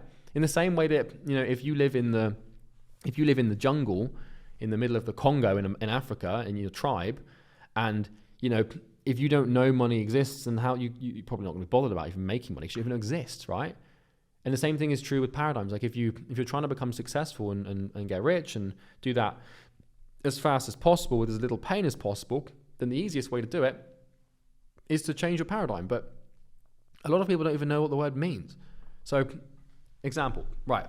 So, to observe objective reality, you use a paradigm. So, in order to observe something and create a subjective reality, we have to first observe objective reality, right? And basically, your paradigm is the thing that you use to observe. So, think about it like this. Let's say you saw a bird outside and you wanted to take a picture of the bird, right? And you'd go and pick up your camera or your phone and you'd snap the picture, right? Or, let's say that you wanted to see a bacteria on a piece of fruit, and you can't see the bacteria, so you use a microscope, you use a lens, right? And you zoom in. Your paradigm's kind of the same. Your paradigm is to the camera and the microscope. The camera and the microscope is to the bird and the bacteria what your paradigm is to objective reality. And what that means is that your paradigm is the lens through which you see the world. So imagine being a blind man and only being able to see if you put glasses on. Your paradigm is basically your glasses, right? It is the lens through which you see things. And it's impossible to observe objective reality and create an experience and create a subjective reality without a paradigm. It's impossible. It cannot be done. Like, we're not human beings. We're not overpowered in that sense. We're not OP. We have to use a paradigm to see. In the same way that a blind man would have to use glasses to see, or you would have to use a camera to take a picture of a bird. Like, got to be done. So your paradigm is the lens through which you see the world.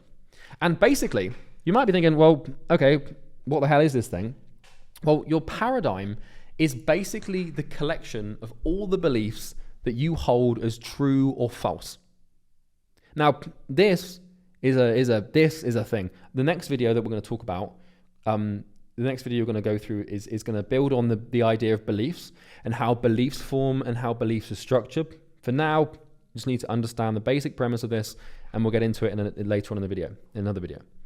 So, what is a belief and how do they form? Because your paradigm is basically just all your beliefs put together, and a belief is basically an articulated statement of perceived truth. So all a belief is what you think is true, okay? So there's other words for belief that you might use. So your assumptions, your judgments, your convictions, your principles, your ideas, your ideologies, your views, your understandings, your theories, your knowledge, your faiths, your axioms, your models, your hypotheses, your guesses, your stances, your positions, any of these words denote belief. And all a belief is a statement of perceived truth. So if I say to you, I am a man, that is a belief. If I say to you, I love my mother, that is a belief. If I say to you, outside I can see a table and chairs, that is a belief. Any time that you make a statement about anything, you're stating a belief. So if my sister is annoyed at me and I say to my friend, I think my sister's annoyed at me, that's a belief. Okay? So beliefs are basically how we sort of map reality. So when we make an observation, okay, and we build a subjective experience, all we're doing is creating beliefs. So, right now, you might not necessarily think it, but let's say, look, turn around, right, and look at the wall, right? You're experiencing the wall, but in order for you to experience the wall, you have to believe it's true. It's impossible for you to experience something without at least the idea that it's true, because, if you didn't believe it was true, you wouldn't see it, right? But we're going to keep it simple and basically just say that a belief is an articulated statement of perceived truth. So anytime that you make a statement about something of which you believe to be true, it's a belief. So if I say to you, for example, in my office, the curtains are grey, that's a belief. I've observed reality, I've created an experience in my head, and I'm articulating what I see, and I'm speaking what I believe to be the truth. Okay? Now, the thing about this is humans can lie. So I could tell you right now that my curtains are black, and they're not. They're grey. Although I could genuinely be convinced they're black, but I might just be wrong. So there's nuances to this, but that's that. Now, your paradigm is broken into two parts. So your paradigm is the lens through which you see the world, and all your paradigm is the collection of all the beliefs you have. So when you're looking through this thing and you're perceiving reality through this thing, you see reality through your belief systems. And the word paradigm is just a word used to aggregate and collect all of your beliefs together into one tidy term. In the same way that, we would collect the word reality. The reality is the collection of everything in the observable universe, or everything that we see, right? Same thing. Paradigm is all your beliefs put together. Now, your paradigm is broken down into two parts. This gets kind of interesting. You have your worldview and your identity. So when it comes to your beliefs, we have really two different forms of which a belief can take. A belief can be about your worldview or identity, and I'll explain this and it will make sense. So when you observe objective reality, and this needs to be a different color. When you observe objective reality, you observe it through the lens of your paradigm, which is your worldview and your identity. Now, your worldview is the way that you see the world, your perspective on the world, and your identity is the way that you see yourself in relation to the world. This will become clear in a second. Now, here's the thing, is your paradigm, I should say paradigm here. I'll make this green for you. Your paradigm is broken into three types of belief. So, summary, then we'll move on. You see the world through your paradigm. Your paradigm is the collection of all of your beliefs. Your paradigm is broken down into two different categories, worldview and identity. And there are three types of belief that come under these two things. So let me explain. So first of all, the worldview-based beliefs. So Your worldview is basically the way you see the world, and it is comprised of two different types of belief system, okay? And there's actually a nice easy diagram to explain this in a second, so don't worry. But the first form of belief that we have as human beings that we can form is a knowledge belief or a knowledge-based belief.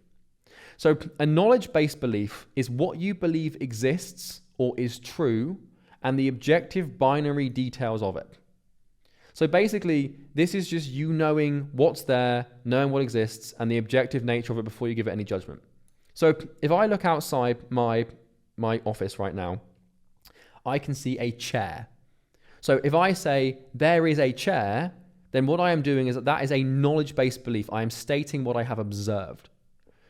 And this is basically how we connect with objective reality. Okay? I'm not saying that the chair is big or small. I'm not saying the chair is comfortable or uncomfortable. I'm not saying whether the chair is far away or whether it's close. I'm just saying that I see it. Because the next stage of belief is judgment. So we have judgment-based beliefs. And this is what you believe about what you believe exists or is true. So this is huge. So this is basically created once you form an opinion or judgment of something that you've observed. Typically, you will use an adjective, a describing word to make one of these beliefs. So for example, if I say, there is a chair outside, right? Now, that's a knowledge-based belief, right? Well, it's kind of both, because when I'm saying outside, I'm making a judgment that the chair is outside, because it's a subjective thing. But if I say there is a chair, that is a knowledge-based belief, right? If I then say the chair is grey or the chair looks comfortable, that is now a statement of perceived truth. But I've transcended what I know exists, and I'm starting to judge what I know exists. So knowledge is what you know, judgment is what you think about what you know. So in the same way that on my desk right now is a jumper, like a hoodie, right, with a zip. So I would say, on my desk, I wouldn't even say on my desk, I would just say there is a jumper, right, and it is on my desk. So that's just me observing the universe, and it's knowledge. That's just what I think is true, right? It exists. There's a jumper on my desk. Now, if I say that jumper is warm or that jumper is too small, now what I'm doing is I'm creating judgment-based beliefs because I'm judging it. I already know it's true, but now that I'm sort of deciding what it is and what it means, I'm judging it. And now the difference between a knowledge belief and a judgment belief is the following. So knowledge states the objective in binary. So for example, there's a plant in my office, right? So if I say to you, the plant exists in the pot, right? I'm just basically stating what I know to be true, but I'm not labeling it. But, if I said like the plant is green and the pot is small, now I'm judging it. So the second that you, the second that you judge something is the second you create a judgment-based belief. And judgment labels the subjective experience of the objective using scales of contrast. So the second that something is up to judgment interpretation means that it can be on a scale. So for example, if I say the plant exists in the pot, knowledge-based belief. If I say the plant is green and the pot is small, that's a judgment-based belief. The reason that it's judgment and not knowledge is because, how green is it? And how small is it? The second that something is up to you subjectively to sort of decide, because I could say, that plant is really green, but someone else could come along and say that plant's not very green at all. Or I could say that pot is massive. Someone else could say that pot's tiny. So the second that we start judging is the second we get into this realm of like trying to decide. Essentially what you're doing is casting judgment on, what you think is most appropriate. The reason that the words green and small are judgment-based beliefs and not knowledge beliefs is because they can be observed and questioned on a scale. How green is the plant? How small is the pot? They are labels that are added after the observation of the existence of the components being made. Judgment beliefs exist on a scale of contrast. So it's fact versus opinion. So knowledge is what you know to be true, and judgment is what is up to your interpretation. So if I'm sat here with a person right now, and I say there's a chair outside, and that person says there's a chair outside, then we both share the same knowledge because there's a chair outside. But I could say that chair is good, and that person could say that chair is bad. So generally speaking, most humans, we share the same knowledge. Because let's take money, for example. Knowing that money exists is a knowledge-based belief, right? But if you said money is good or money is bad, or money is easy to make or money is hard to make, the judgment is where we differ, okay? And this is true because, well, you don't have to look much further than the example I just gave. If an observation can be questioned and is up to interpretation, then it transcends knowledge and becomes judgment. Now, I'm going to give you some really clear, concrete examples as well as we go through this video, so don't worry, but this is your worldview. So your worldview is basically everything that you know to be true and your judgment of the things that you know to be true. That's what your worldview is. And your worldview is the first component of your paradigm. So when you observe objective reality to create an experience and create a subjective reality, you're observing it through your knowledge and through your judgments. So if I see a kid playing on the beach, so I can see a beach outside from my house, I'm on the palm, it's really nice. If I see a kid playing on the beach, then what I will do is I will say, there's a kid. And, he's on the beach. But like if I say, the second I say he's playing, it's like, well, is he playing? What actually is he doing? Because to me, it might look like he's playing. But let's say that he's running away from a man. I might look at that because I've got a good relationship with my dad and I've never been kidnapped before. So I might look at that and think, oh, he's just playing with his dad. But another person might look at that and be like, that kid's being kidnapped.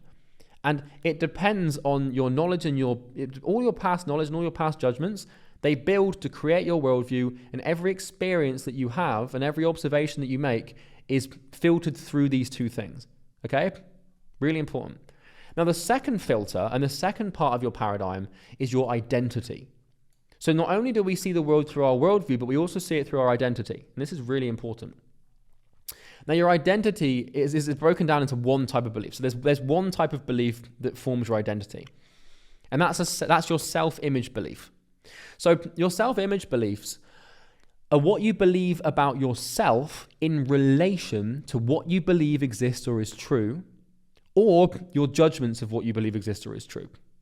And you create a self-image belief the second you talk about something with the words I, me, or my. So if I observe something, first of all, in order for me to observe it, I have to know it exists, so I create a knowledge belief. Like, there is a monitor. Right? I'm looking at a monitor, so there's a monitor.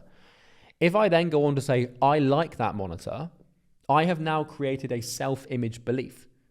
Any time that you use the word my, I, we, our, anything that denotes you personally or involves you, followed by a statement of perceived truth, is a self-image belief. And all of these self-image beliefs that you have make up your identity. So when you observe a component of reality, the first belief that so this is really important because, when you observe a component of reality, the first belief that you always form without fail is a knowledge-based belief. And this is basically a belief of what is objectively there. Because it's impossible for you to identify with something or judge something if you don't know that it exists. So, let's say that I've got a fishing rod I can see, right? There's a fishing rod in the back of my office. It's physically impossible for me to identify with that fishing rod and say like I like it or I don't like it, whatever, and judge it unless I know it's there. So in order for us to form judgments and identities, we have to know that something exists. It's impossible to identify or judge something without knowing it's there, right? Which is why knowledge beliefs are very common, because everything that you observe and any time that you see something, even though this happens unconsciously and subliminally, like, you don't think every time you see something like, oh, I know that's real, but unconsciously you do.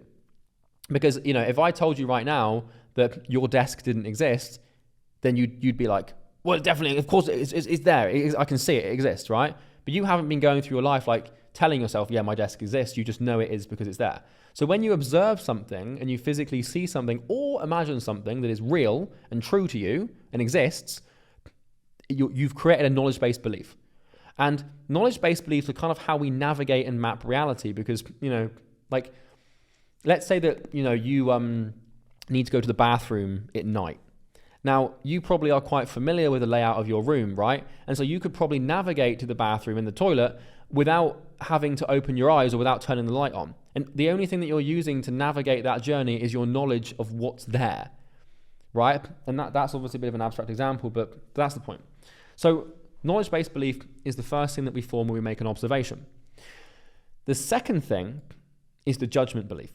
So once you've observed something is there, the next thing that you'll tend to do is judge it, and you'll form judgment-based beliefs, which is what you subjectively believe to be true about the thing that you think exists. So, let's take this mindset video, for example. So you're experiencing this video, and it's there, it's true, you can see that it's there, right? It's real. And as you're going through and watching this, you're going to be judging it, and you're going to be forming judgment-based beliefs like, oh my God, this is mind-blowing, or oh, this thing really sucks, or I wish Charlie had a different accent, All of these statements that you're making are beliefs and judgments about the thing that you're judging, right? And then the third thing that happens when you make an observation is you will form a self-image belief, which is what you believe to be true about yourself, and this is a really important thing here, in relation to the knowledge or judgment beliefs that you've formed about the thing in question. So when it comes to self-image beliefs, is you can have self-image beliefs about the thing that you've observed, but you can also have self-image beliefs about the judgments that you've made about the thing that observes. So, if I look out the window now and I see a chair, and I say to myself, that's a chair, now I've made a knowledge-based belief. If I then say, that chair is good, then I'd be like, I've made a judgment-based belief. If I then went on to say, I like that chair, I formed a self-image belief. And I formed a self-image belief based on my knowledge belief. But if I said, there's a chair, that chair is good, I really like the fact that I think that chair is good. Now I formed a self-image belief about my judgment. So you can form your self-image around your knowledge or your judgment. Both are applicable, okay? And this is huge because you cannot form an identity around something without judging it first, okay? So you have to judge something before forming an identity around it. It's impossible, right? Like if you're listening to a song, right? So let's say that you play a song. Now you're experiencing the song, which means that it's real and it's true. So the second that you play the song, you have this knowledge belief unconsciously that this thing is real.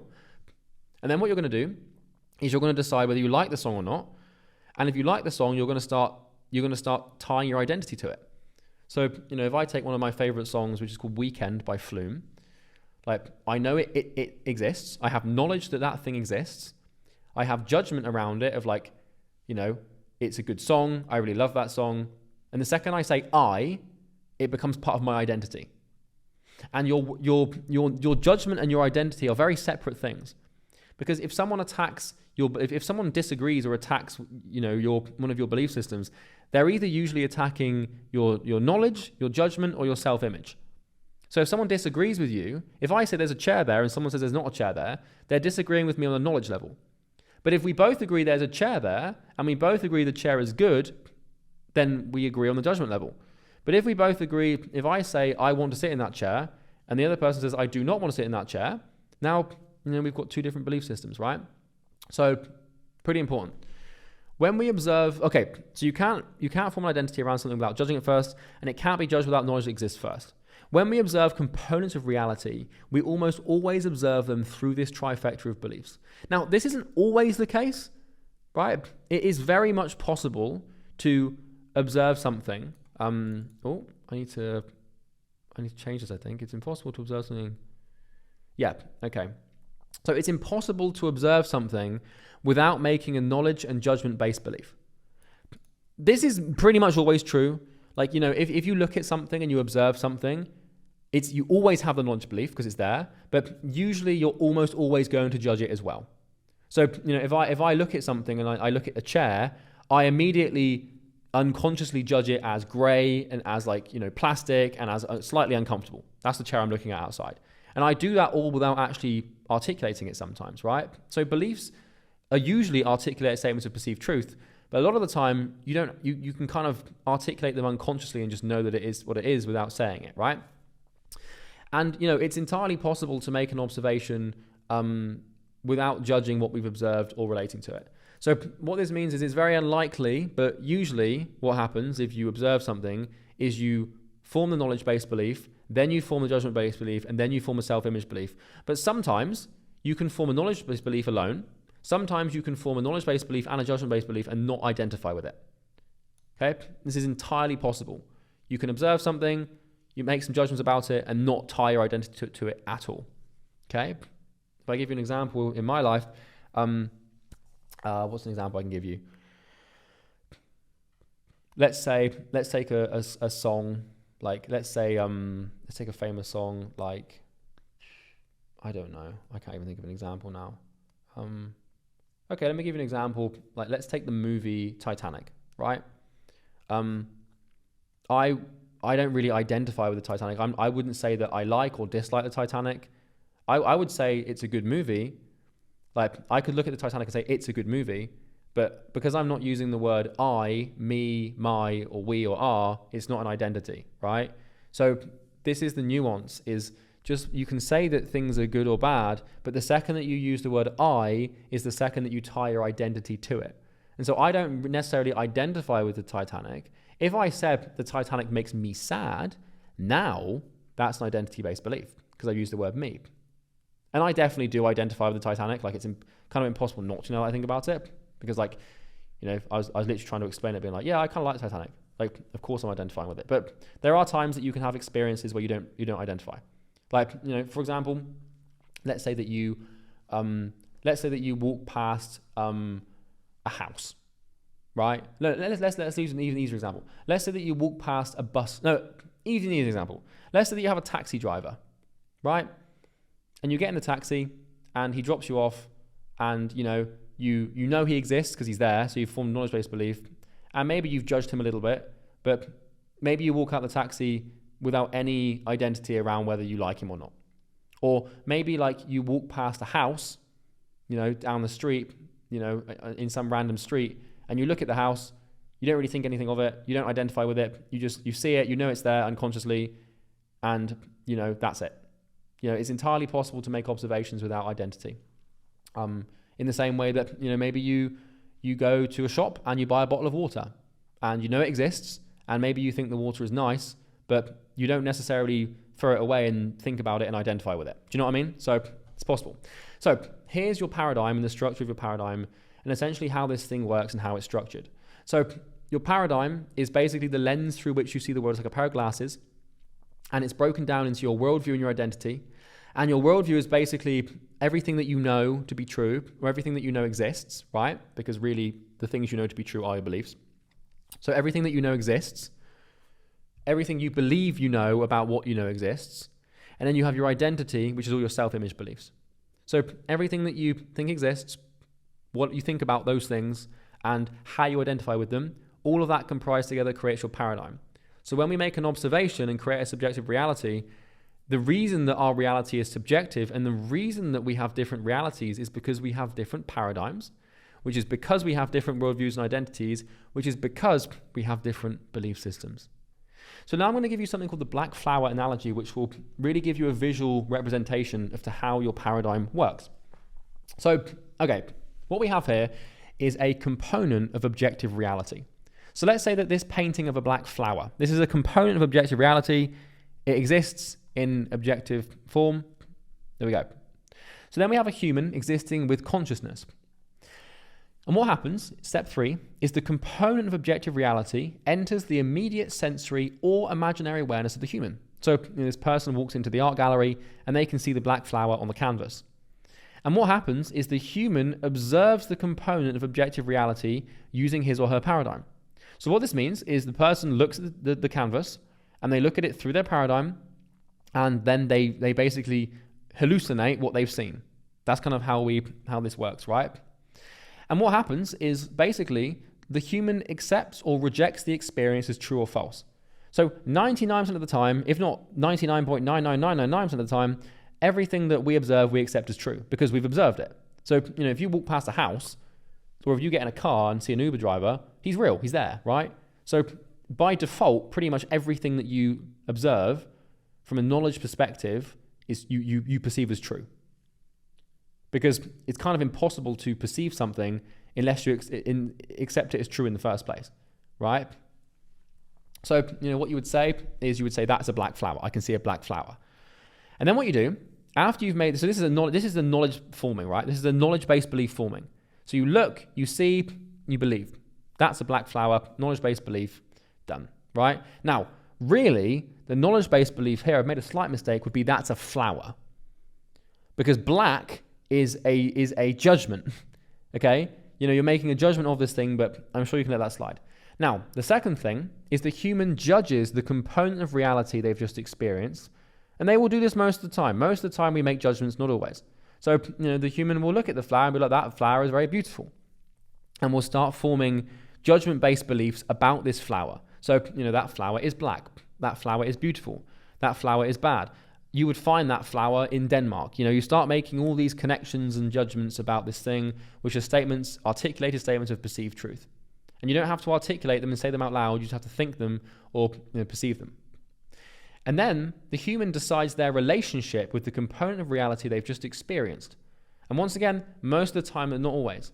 So this is where your identity-based belief forms. So, you make all these judgments, and then you'll say something like, in fact, that's the most beautiful flower I've ever seen. Or, I would love to have that flower in my garden. Or, my mum used to grow those flowers. Or, when I was in school, we used to pick those flowers. Or, in the future, our society will love these flowers, right? Any word that denotes you, whether it's collective or individual, so I, me, what, my, our, whatever, right? Identity-based beliefs. And so this is how beliefs form. So objective reality exists, a human exists, the two things come into contact. Instantaneously, the human uses their paradigm to create a subjective experience. They then accept the objective experience, and then they have knowledge. Then they judge the knowledge. Then they identify with the knowledge. And once they've done this, they've made an observation. And this is how the process of subjective observation works. Upon making an observation, you will form an experience, which then forms a belief. So this is basically defining how experience works, right? And our experiences sort of get stored and locked away in our mind as beliefs. Because what you've done is you've experienced a black flower, you've experienced that it's beautiful, you've experienced that you think it's the most beautiful thing you've ever seen, and now you've basically, all of these things have become beliefs. So experiences create beliefs. That's how beliefs don't just fucking magically appear, like poof, out of nowhere. You're not just born with beliefs. You're not, right? They came from a stimulus. Something entered your awareness. You then formed judgments and perspectives about them, and now you have beliefs, right? So let me give you some examples of the three types of belief. So let's take the component of reality of your mother, okay? So, the woman that is your mother. Now, the knowledge would be, my mother is over there pacing around. So, if you just basically observed that your mum is walking around the kitchen, then that's knowledge. You know that your mother is pacing around the kitchen. If you then said, she looks tired today, now you're making a judgment because, she looks tired to you. To somebody else, she might not look tired. So the second that something's up for debate, really, if anything, pacing around isn't appropriate because, if I could say my mum's pacing around, someone else could say she's running around. It's a matter of perspective, right? If I then said I love my mother, now that's an identity-based belief, okay? Because I'm saying I. Now, let's take another component. Let's say Pepsi, to the drink, right? So let's say knowledge. Pepsi is a drink that can be served in a can. That's knowledge, right? That's just an observation of the objective nature of the world, right? And if I went on to say Pepsi is fizzy, well, that's judgment. I'm judging Pepsi as fizzy. Anytime that you describe something, you're judging it. And if I then said Pepsi makes me feel sick, that's how I identify with Pepsi. And don't get me wrong, individual components can have hundreds, if not thousands, of beliefs associated with them. So, another component that we might talk about is money. And we'll talk about this a lot throughout this program, is money, right? Which is what you're here to make. And, you probably have, you know it exists. So, you could just say money exists. That's the knowledge, right? The first step to making money is knowing it exists, right? So you know it exists, but then you're going to have a ton of judgment-based beliefs and self-image-based beliefs about money that are contradicting your ability to make it. So maybe you have a self-image belief around money of like, I find it hard to make money, or, you know, my family has always been poor, or, you know, my ability to make money is hindered, or I don't have enough time to make money, or all these anything that interjects you into the equation is a self-image based belief, and it could be about money. And you have lots of judgment-based beliefs about money as well. So, you know, you might say money is bad, or money doesn't grow on trees, or money is hard to come by, or money needs to be, you know, it takes money to make money. You know, all these statements that you have are perceived statements of truth that are basically embedded into your paradigm. And when you see money in that way, like how you see something is how you will act it out and how you'll behave with it. Because, you know, if your self-image is I love my mother, then you're going to treat your mother well. And, you know, if your judgment is my mum looks tired, then you're going to go and offer her like rest or something. But if your self-image is I hate my mother, then you're going to treat her horribly. And if your judgment is my mum looks like she's got loads of energy today, then you're not going to offer to do the dishes or something. So depending on what you think you've observed and how you think you're related to that observation is how you will behave. And so when we take the component of money, if you fundamentally believe that it's impossible to make and that you're never going to make it, then you're going to act those beliefs out. And we're going to talk about this later in this video and more, but that's the point for now. So the component, mouse and cat interaction. So let's say that, let's say that you see a mouse and a cat. And let's say that you see the mouse ran away from the cat. So, you know, let's say you're sat in a park and there's a rat and there's a cat, and the rat has just run away from the cat, right? Or the mouse. So you've observed that, and it's knowledge. So I now have empirical knowledge that the mouse ran away from the cat. I could then judge the situation and form judgment-based beliefs about my knowledge. I could say the mouse was tiny and the cat was too slow. So these are judgments. If I then went on to said, I'm glad the mouse survived, I've now identified with the knowledge and with the judgment. Okay? So I formed an identity around a component of reality. Hitler, right? Not an easy topic. But let's say that you took the component of Hitler, right? In reality, because even though Hitler's not real anymore, Hitler's real, right? But he's not alive. So Hitler is real in the sense that we can perceive him in the tangible past reality. So remember, like, things don't have to be here anymore for them to be real. Like, Hitler's very much real. He's not alive and he's not here in the present, but, you know, he's part of reality, because you've got to realize that reality is mapped across the dimension of time, and therefore everything that has happened is real and is still part of reality. Just because something doesn't exist anymore doesn't mean it's not part of reality. So Hitler, knowledge. You could say Hitler existed as the leader of the Nazi party and he had a moustache, right? So we're not saying it. This is just knowledge, because you can't judge Hitler if you don't know he exists, right? And you can't judge Hitler's moustache if you don't know he had a moustache, right? So I'm not saying here is he had a short moustache, and I'm not saying the Nazis are good or bad. I'm just saying they exist, right? What I could then do is make the judgment that Hitler was morally wrong, and Hitler's moustache was not very nice, whatever, right? Although there were worse qualities to him than his moustache, I'm quite sure. But then your self-image could be, I think Hitler is the worst person ever. So then you're choosing to identify in some way with the component. Okay? There's a lot of examples here. I think you kind of get the point. We'll go through a few more. So let's say there's a girl. A component is a girl called Sarah. Right? And, you know, you say there's a girl upstairs. Now, once again, with blue hair, I need to get rid of this, because blue hair is a judgment. You know, how blue is her hair? Is it dark blue? Is it light blue? It's up for interpretation, right? Someone else might think it's green, so we have to be careful there. But if I said there's a girl upstairs, objectively there is a girl, and, you know, she's above me, and it takes, you know, some vertical motion to, you know, reach her, and she's upstairs. Judgment could be she's cute. I'd like to go and talk to her. Could be self-image, right? You can pause and look at these examples for further examples as to how we form knowledge, judgment, and self-image beliefs about components. But yeah, for example, like let's take easy grow. So easy grow is a component of reality, right? Is our next product, right? That you're going to buy when you get results. And, you know, I could say knowledge that easy grow is Charlie Morgan's client acquisition program. That's knowledge. That's what I've observed. And the judgment could be easy grow looks amazing or easy grow looks terrible. I mean, you can make your own mind up, right?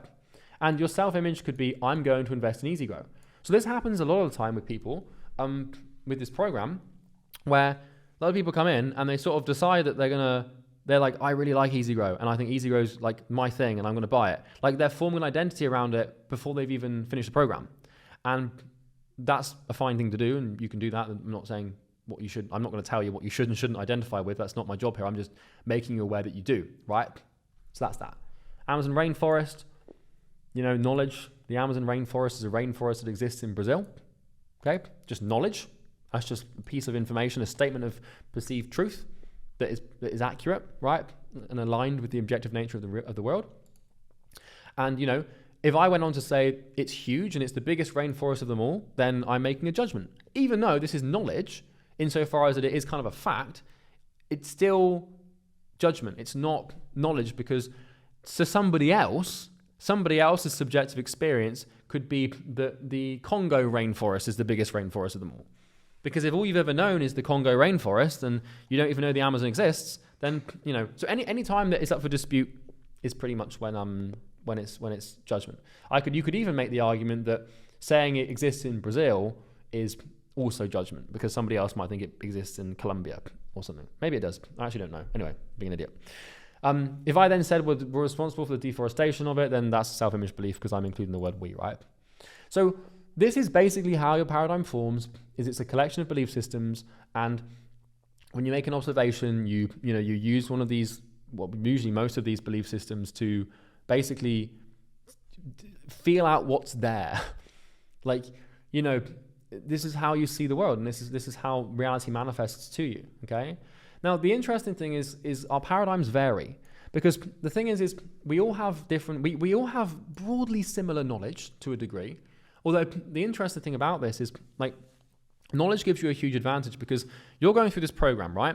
And in real time, you're learning new things that you didn't know before. And therefore, by watching the last hour of this video, or by sitting down and watching this video, you have changed your paradigm and acquired new knowledge. So this video in live real time has just altered your paradigm and perception, which means that your subjective experience and the way that you perceive the world has just shifted. And I've just changed your paradigm by giving you new knowledge, because now you have knowledge that paradigms exist and that belief systems exist and that you're responsible for them. And that's a huge, huge component. Now what's going to happen is, when you make new observations in reality about things, those observations are going to be now biased by this knowledge. And so this is why knowledge is power, is because what knowledge allows you to do is, if it's accurate and correct, and we'll talk about accuracy and correction in the next video. I'm gonna teach you how to be right every single time, and how to know if you're right and how to know if you're wrong and correct your paradigm. But what knowledge does is it basically gives you, it's a tool that you can use to perceive things in a way that is more suitable towards your goals. Okay? So your subjective reality is a personal reflection of objective reality. Everyone has a different subjective reality. So the cool thing is that some people have similar subjective realities. So, for example, let's say that you're an online consulting entrepreneur in Easy Grow making 100K a month, right? Well, you're going to have a very similar subjective reality and experience to other online consulting entrepreneurs making 100K a month, because, you're making the same amount of money. In the same way that if you're a doctor and you're a pediatrician and you work with kids, then what's going to happen is, you're going to have a very similar paradigm to lots of other people on the planet who are pediatricians. But everyone has a slightly different one. Just because you have the same line of work, and it might not mean you have the same religion or the same health or the same family or the same relationship with music or food. Everyone's different. And this is why people haven't lived such different lives. Everyone has their own unique perspective on reality, and your life is truly a reflection of your paradigm and fundamentally what you believe to be true. Your beliefs create your reality. It's as simple as that. What you believe to be true usually is. And like I said before, as long as it is in alignment with the objective nature of the world and it abides by the laws of nature and physics, then it can be true. Because, you might right now believe that making money is hard and impossible and really difficult, and therefore you don't try. But to me, making money is easy and straightforward and really simple. And the only difference between you and me is I've experienced making money and you haven't. And that might seem like a bit of a catch-22 chicken and egg, because like, well, how do I experience making money if I don't believe it's true? So how do I create an experience without that? Well, the answer to that question will be coming in the next video, and I'm going to explain it, and it's going to become really clear how you can create experiences to manipulate your belief systems, to change your paradigm, to ultimately change the way the world manifests to you, so you can change your behavior. Now, one thing I want to tell you before we move on here is the entire, and I want you to just pay attention, snap out of this like flow mode that you're in, and just really consciously pay attention to this. The entire point of this mindset module, not just this video, but the entire video series, is for me to change your behavior. That's the only point. The only reason that I've put 6 months of work into this mindset module, probably more, is to change your behavior. That's it. The whole point is for me to get you to do the work. That's the only reason that I'm making this content. I'm not making this content to, help you understand things, and I'm the only reason I'm making it is so that I get you to do the work. That's my entire objective with this week 2 mindset training, is to change your behavior and get you to do the work. Okay? And the thing is that your paradigm informs your behavior. And so you act out your paradigm, you act out your belief systems, and all of the behavior that you partake in and the actions that manifest from your body and your mind are a direct result of your beliefs and your paradigm. And so the reason that I'm explaining this is not to just give you some woo-wah hippie thing, it's to inform you of a tool that you can use to change your behavior. Because if you don't change your behavior and if you don't change how you act, nothing's going to change you. Your actions and your behavior determine your results and what you get.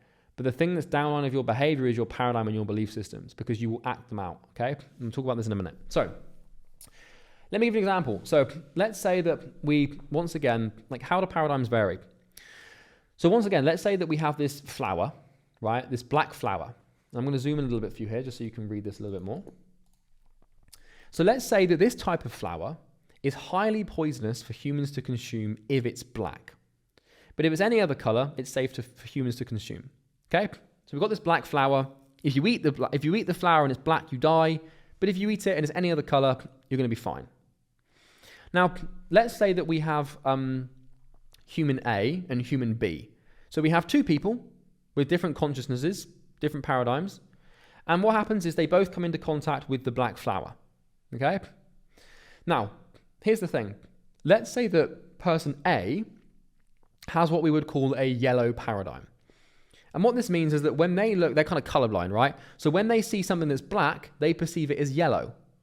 And let's say that person B has a blue paradigm. So when they perceive what is black, they perceive blue. Okay, the easiest way to see it is like being colorblind, right? So what's going to happen is objectively on the board, there's a black flower. Like, the true objective nature of reality and of the world is that this flower is black. But the problem is that these two humans, they have paradigms that are out of alignment with the objective nature of the world, and they're not seeing things accurately. And so what happens here is this person has a yellow paradigm, and this person has a blue paradigm. So this person sees a yellow flower, and this person sees a blue flower. And the problem is because this is what they've observed, because this is what their paradigm informs them of, they become incredibly convinced that what they've observed is true. And so the human accepts the experience as true, and the human accepts the experience as true. So this person thinks that's a yellow flower, and this person thinks it's a blue flower. Even though the flower's black, they're both wrong, but they think they're right. To them, they are right. Okay? So this is the thing, is we have two forms of right and wrong. We have subjectively right and wrong, and we have objectively right and wrong, right? And so in person A's mind, he's right, and in person B's mind, he's right, but objectively, they're both wrong. And what happens now is, the human judges the component of the reality using their paradigm. So, if this person, like, the whole point of this story is that the flower's black. And we know that if the flower's black, it's not safe for humans to consume. But what's happened is these people, because they've got faulty paradigms, have perceived a yellow and a blue flower. And so in their mind, it's safe for this flower to be eaten because they've seen a yellow and a blue one. And so now what they're going to do is they're going to form a judgment-based belief, which is this color of flower is not poisonous because they think they've seen yellow and blue, right? And so what's going to happen is basically, they're going to identify with eating it, like, I'm going to eat this flower, and they're both going to die because they've eaten a black flower, but it was actually yellow for A and blue for B. And so they thought they were eating something safe, but the truth is that they weren't. They were eating something unsafe, and they couldn't see that because they were blinded by their paradigms, right? And this is basically kind of the way that everyone operates. And it's a shame to see, like, this is why people are poor. This is why people are out of shape. Any sort of suffering you have in your life that, that doesn't have to exist because, like, it's in your control. Like if you've got cancer or something, like, I mean, God help, that's not necessarily because of your paradigm. Well, it could be depending on your behaviors, right? But, if you're broke or out of shape or have a bad relationship or, whatever, it's usually because of your paradigm. Because if there's somebody else on the planet who has an opposite situation to you and a good situation to you, then there's a way to get that done, right? And so these people would die. Because what happens is we act out our beliefs. So if you say, that's a yellow flower, that flower's safe, and I'm going to eat that damn flower, then you're going to eat it. And you're going to die because you actually ate a black flower, but you thought you were eating a yellow one, right? And so the same thing is true in business.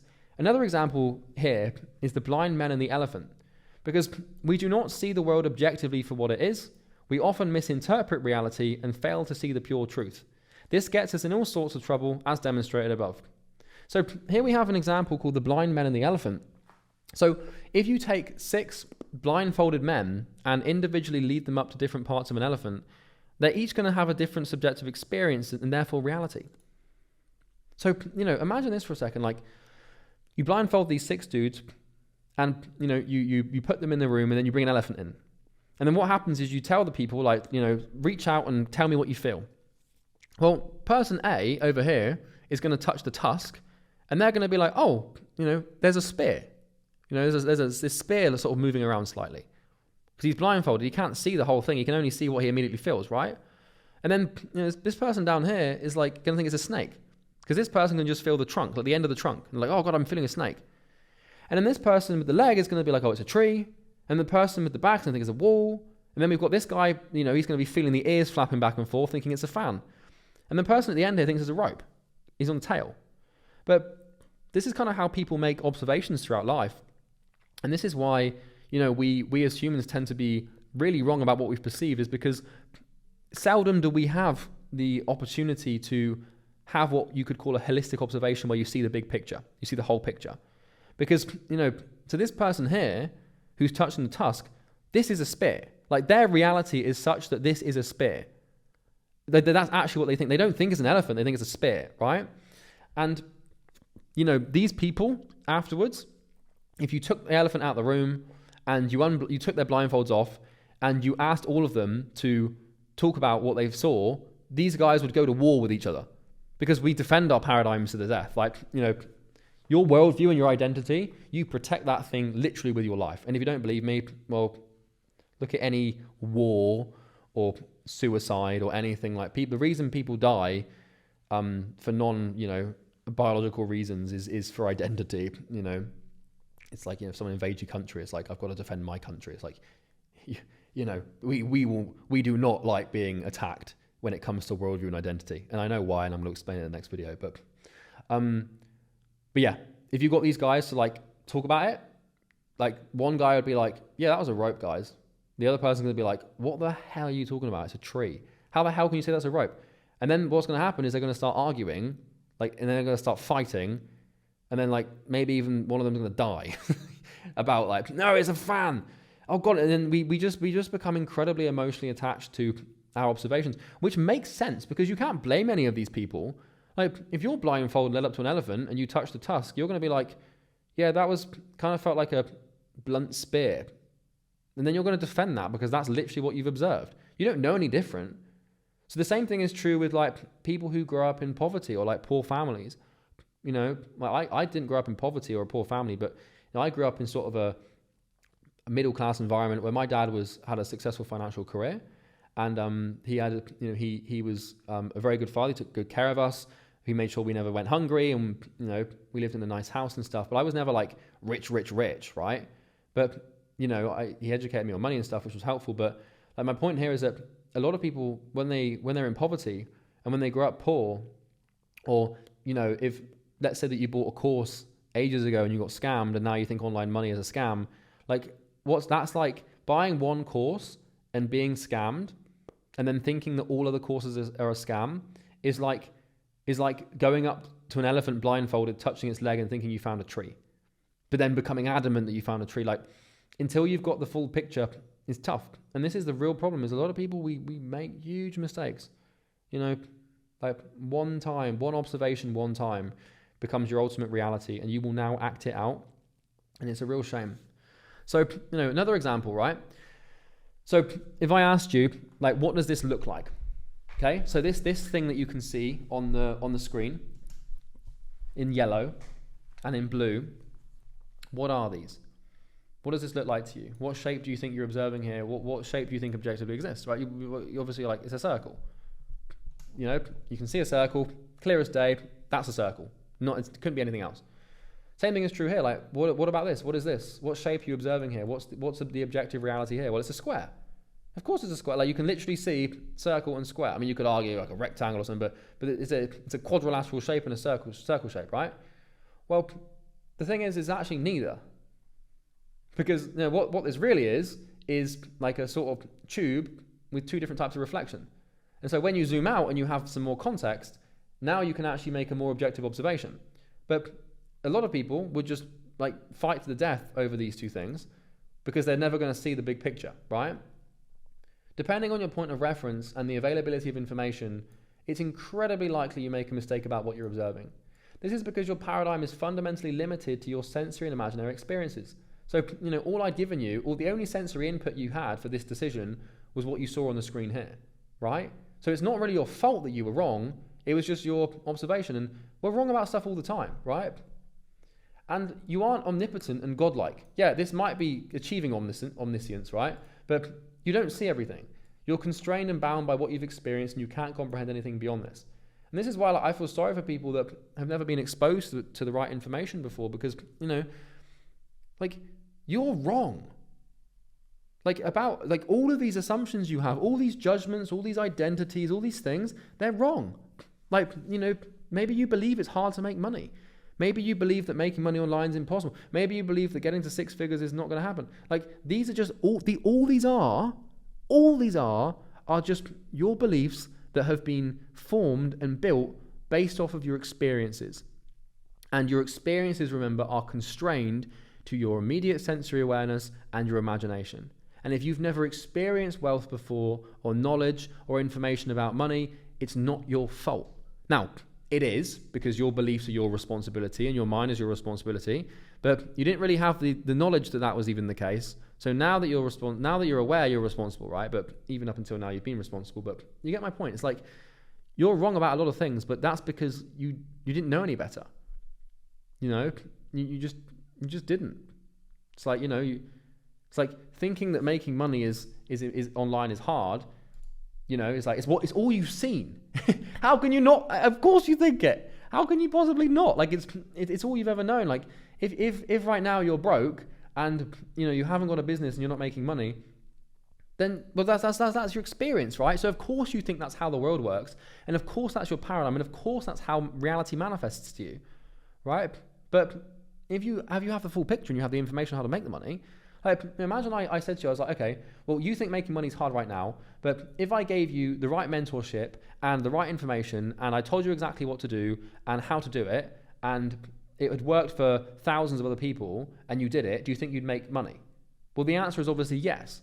So this is the thing, is you can change your paradigm if you change your experiences and information, and we'll talk about this.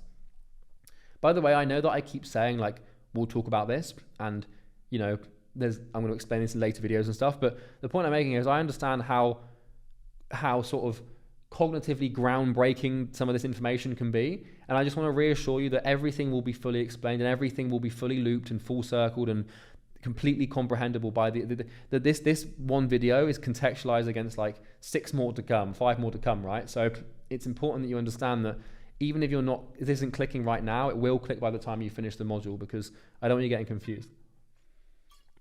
So the same thing is true for all components of reality. So, you know, let's say, imagine for a second here that someone has grown up in poverty their entire life, right? They have no internet access and they live in a rural village with no way of ever experiencing anything even slightly resembling abundance and wealth. So this person all their life has never seen anything to do with wealth. No internet, no car, nothing, no city, just donkeys in a farm, and they've never seen wealth before. Well, that person will live and die thinking that poverty is just the way the world works and that nothing else is possible. They won't even try to get rich or get out of poverty because they don't even perceive it as an option. Like, how can you possibly even start to think about trying to get rich if you don't even know that the concept of rich exists? All you've ever known is, poor and poverty.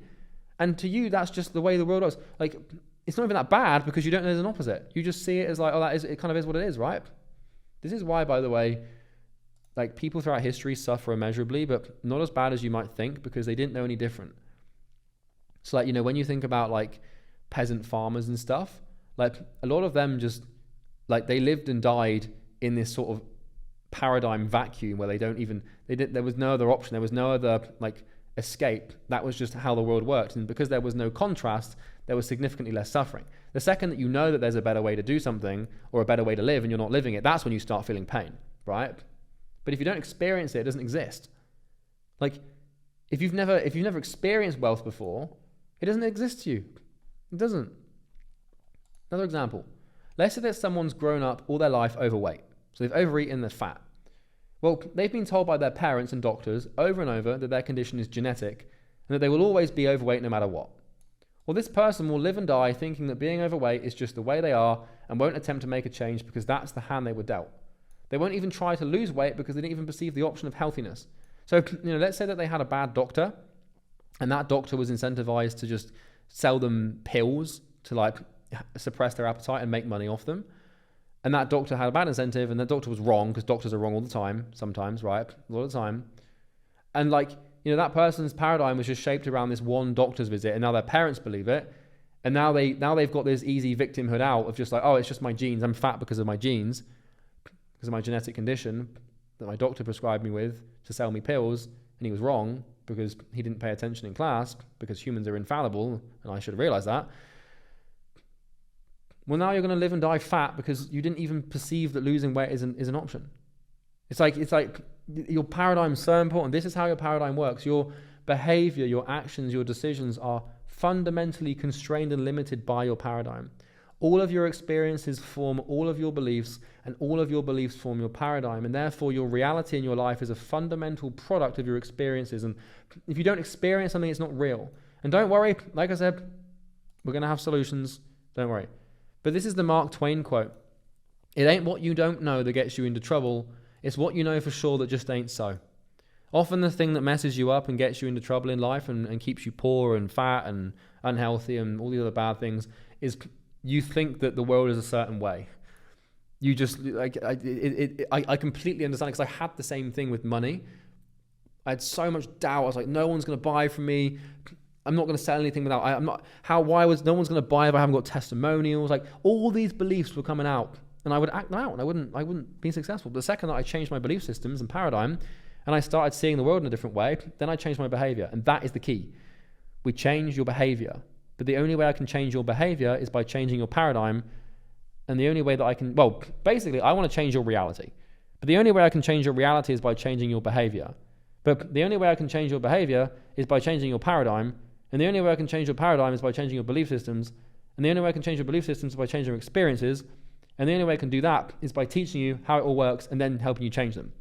So this is with intent. This is not just some theory, right? This is all ending up with a goal. Right, so what I have here is something called the reality ladder, which basically explains in linear format how your paradigm creates your reality, okay? So the first thing we have here is your life and your reality. So the question is like, well, where does your reality come from? Where does your life, like obviously life I'm using as a term here to denote your experience of reality, right? So your reality comes from the sum of every single action you've ever taken. I'm going to let that sink in for a second. Where you are right now in life is the sum of every action you've ever taken ever. At least financially or health-wise or whatever you're trying to fix here, right? If you've got meningitis, unfortunately, it's very unlikely that, let's say you're born with meningitis and now you die. It's like, that's not your fault, right? That wasn't because of your action. So there are some exceptions to this. Some things can happen that interfere. But for the most part, for the majority rule, 99% of your life, everything you have is because of what you've done. right? And so that means that your reality is the sum of all your actions. And it really is. And you might not think it is, but it really is. Like everything that you've ever done and every action you've ever taken, every decision, like all of these things that you've done have just built what you've got now. How could it be any other way? Like we know from week one and from the Genesis videos that, I don't mean that in a biblical sense, by the way, but we know from like the foundations of business, the Genesis videos, that like that your life is kind of like this collection of actions. Like it's cause and effect, right? It's Hegel's dialectic. It's cause and effect. And so every action you've done, aggregated over time, creates your reality, which is why we need to change your actions, because a synonym or another word for action is behavior. So every behavior you've ever done, right? So the question is, well, where the hell do your actions come from? Because, it's all good and well me telling you that, but, well, where do your actions come from? Well, your actions, they come from every decision you've ever made. So in order for you to take an action, you have to make the decision to take the action. If every day I go for like a run and that's why I'm in shape, then every day I have to decide to go for a run, right? And so, you make the decision. And so your actions are the sum of your decisions, okay? These sort of binary option-based choosing thing that you do every single day, it's like what you have for lunch, who you hang around with, where you live, how you spend your money, where you go, who you see, what you read, what you listen to, what you do, what you don't do. All these decisions manifest as actions which create a reality. The next thing is, well, where the hell do your decisions come from? Because, what the hell? Like these binary choices that we make every day, how do we make them? Where do they come from? Well, your decisions come from all of your perceived options. So, it's kind of impossible for you to make a decision if you don't perceive the option to make it. So, if you want to get rich and you want to make money, but you don't perceive that as a potential option because you've never known what rich means and you don't even know what the hell it means, then you don't even know it as an option. So in order for you to make a decision to do something, you have to know you have the option to do it. So it's kind of like this the example of someone who's always been fat, and they're like, they cannot make the decision to get healthy if they think that healthy isn't an option, right? Same thing with someone who wants to learn how to make money with this program. Like if you believe, which by the way you'd be very wrong to believe, but if you believe that like you're just not going to make it, then you don't perceive the option of trying, which means that you're not going to do it. So your decisions are the sum of your perceived options. But then the question is, well, where the hell do your perceived options come from? Like, what are these options? Like, where do these things come from? How do you possibly get them? Well, your perceived options, all these things, they come from your thoughts. So because what is an option is a thought, right? It's a string of information that encapsulates a component of reality in your consciousness, right? It's a pretty good way to define it, I think. On the rip, off the spot, not bad, nice and articulate. Stop patting myself on the back, it's getting weird, right? Anyway, been a while, been a long recording.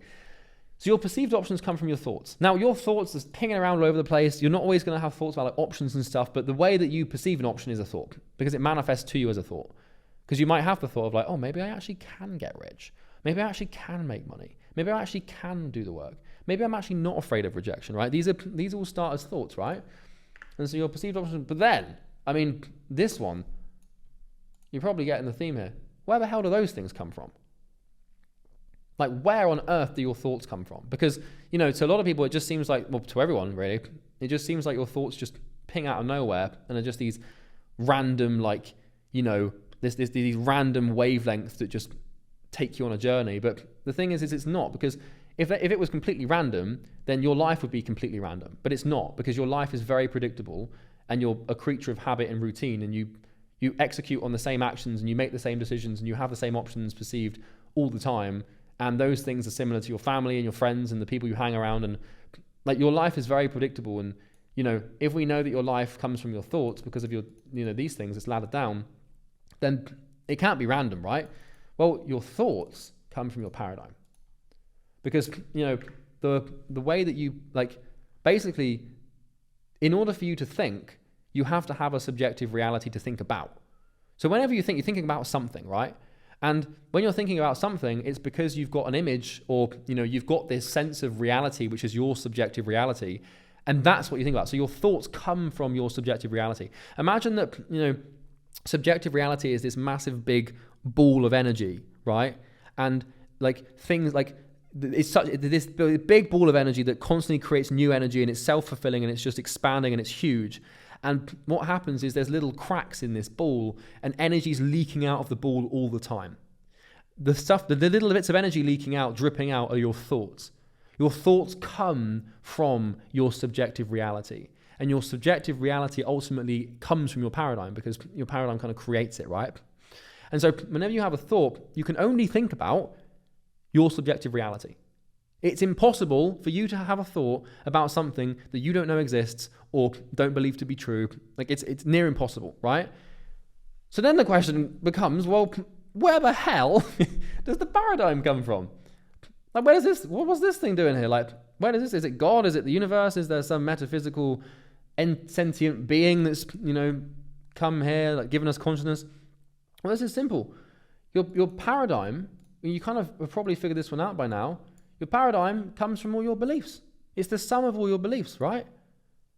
And the question is then, well, your beliefs are just, statements of perceived truth, right? And, it's pretty simple. It's really simple, All these beliefs, all these things you believe to be true, they make up your paradigm, and that's where they come from. But then, okay, well, where the hell do your beliefs come from? Pretty good question, right? Well, as you might have gathered, they come from your experiences. It's impossible, right? Let me explain this. It is impossible for you to believe something without having experienced it first.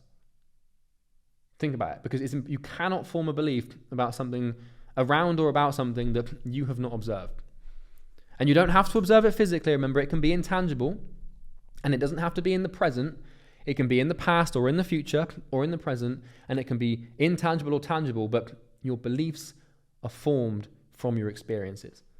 And your paradigm is formed from your beliefs, and your thoughts are formed from your paradigm, and your options or perceived options are formed from your thoughts. Your decisions are formed from your options, and your actions are formed from your decisions, and your reality, I'm just going to put here, reality. Your reality is formed from your actions. And so this is why I'm explaining this to you, because my objective here is to change your reality, but I can't change your reality without changing your actions. So I need to change your behavior, because, this is basically your behavior, right? And how you act. But I can't change your behavior without changing your decisions, and I can't change your decisions without changing your perceived options, and I can't do that without changing your paradigm, and I can't do that without your beliefs, and then I have to change your experiences. Let me give you an idea that just came to mind as I was saying that. As a human being, what you are is a wave. You're a wavelength of consciousness, right? That's you experience the world through your consciousness, right? And all you do is you're like a how do I explain this? Because this is a big one. You have experiences, right? And what you are is a bundle of experiences laced together and tied together into something that you call life. And what you do is you go through life. Imagine you're like a vacuum cleaner. You're like a Hoover. And you go through life, and everything you come into contact with, either in your imagination or in your physical senses, either in the past, present, or future, you kind of hoover it up. You collect it in this bag. And that bag, that vacuum cleaner bag that contains all of this stuff that you've hoovered up through your observation, that's your life. This bag that you can hold up with everything that you've collected so far in your life is basically like, that's your life. That's all your life is it's just all your experiences. Like, think about that for a second. Just really deeply comprehend that for me for just a second here. I know it's weird to think you're a vacuum cleaner, and it's quite a comical analogy to use for such a serious point, but you're just a vehicle for experience. And what you do is, as you go through life, is you form beliefs to categorize your experiences, because if they just exist as experiences, that's just pure chaos. So you kind of have to form beliefs about experiences, because beliefs are kind of how you anchor yourself in the world. Like without beliefs, without you knowing what's true or thinking what's true, like life is just chaos. Like you're just going to exist in like, it's just a bunch of atoms flying around, right? So we use beliefs to map reality and essentially make it concrete and make sense of it. Because without beliefs, like we don't know like how we don't need to think about. This is why you create beliefs, is so you actually have stuff to think about and things to do and life. Like consciousness kind of is beliefs, right? And then and this is how, and then basically all of those experiences they create your beliefs, and then you have your paradigm that creates your thoughts. Like remember your thoughts like spill out of your paradigm, create the options you perceive, inform your decisions, then you take actions, and then you form your life.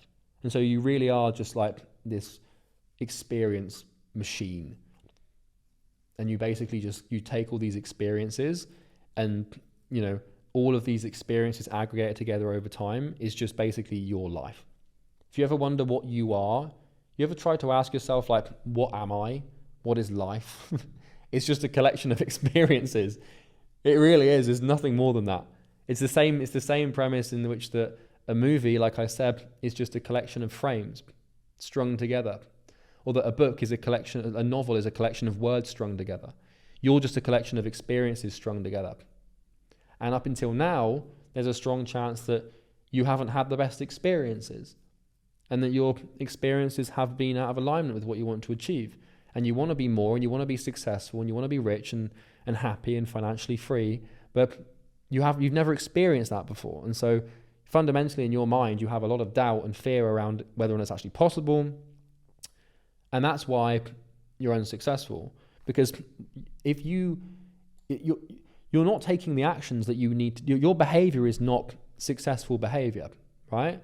It is insofar as that you're starting to get it now by watching these videos and doing the action items and, all these things, joining Easy Grow, whatever. Like you're starting to get the hang of this action thing, and you're starting to make the right decisions, and you're starting to perceive options that you hadn't perceived before.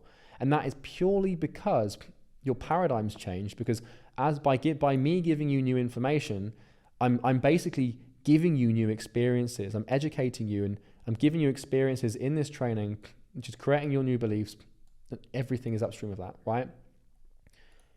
So now that you kind of get this, what I want to do is give you a little bit more insight into how experiences actually work. Because experiences, these things are the key. Because like, how could it be any other way? Like your life is an output, and your life doesn't just happen. It's tangible. You can see it.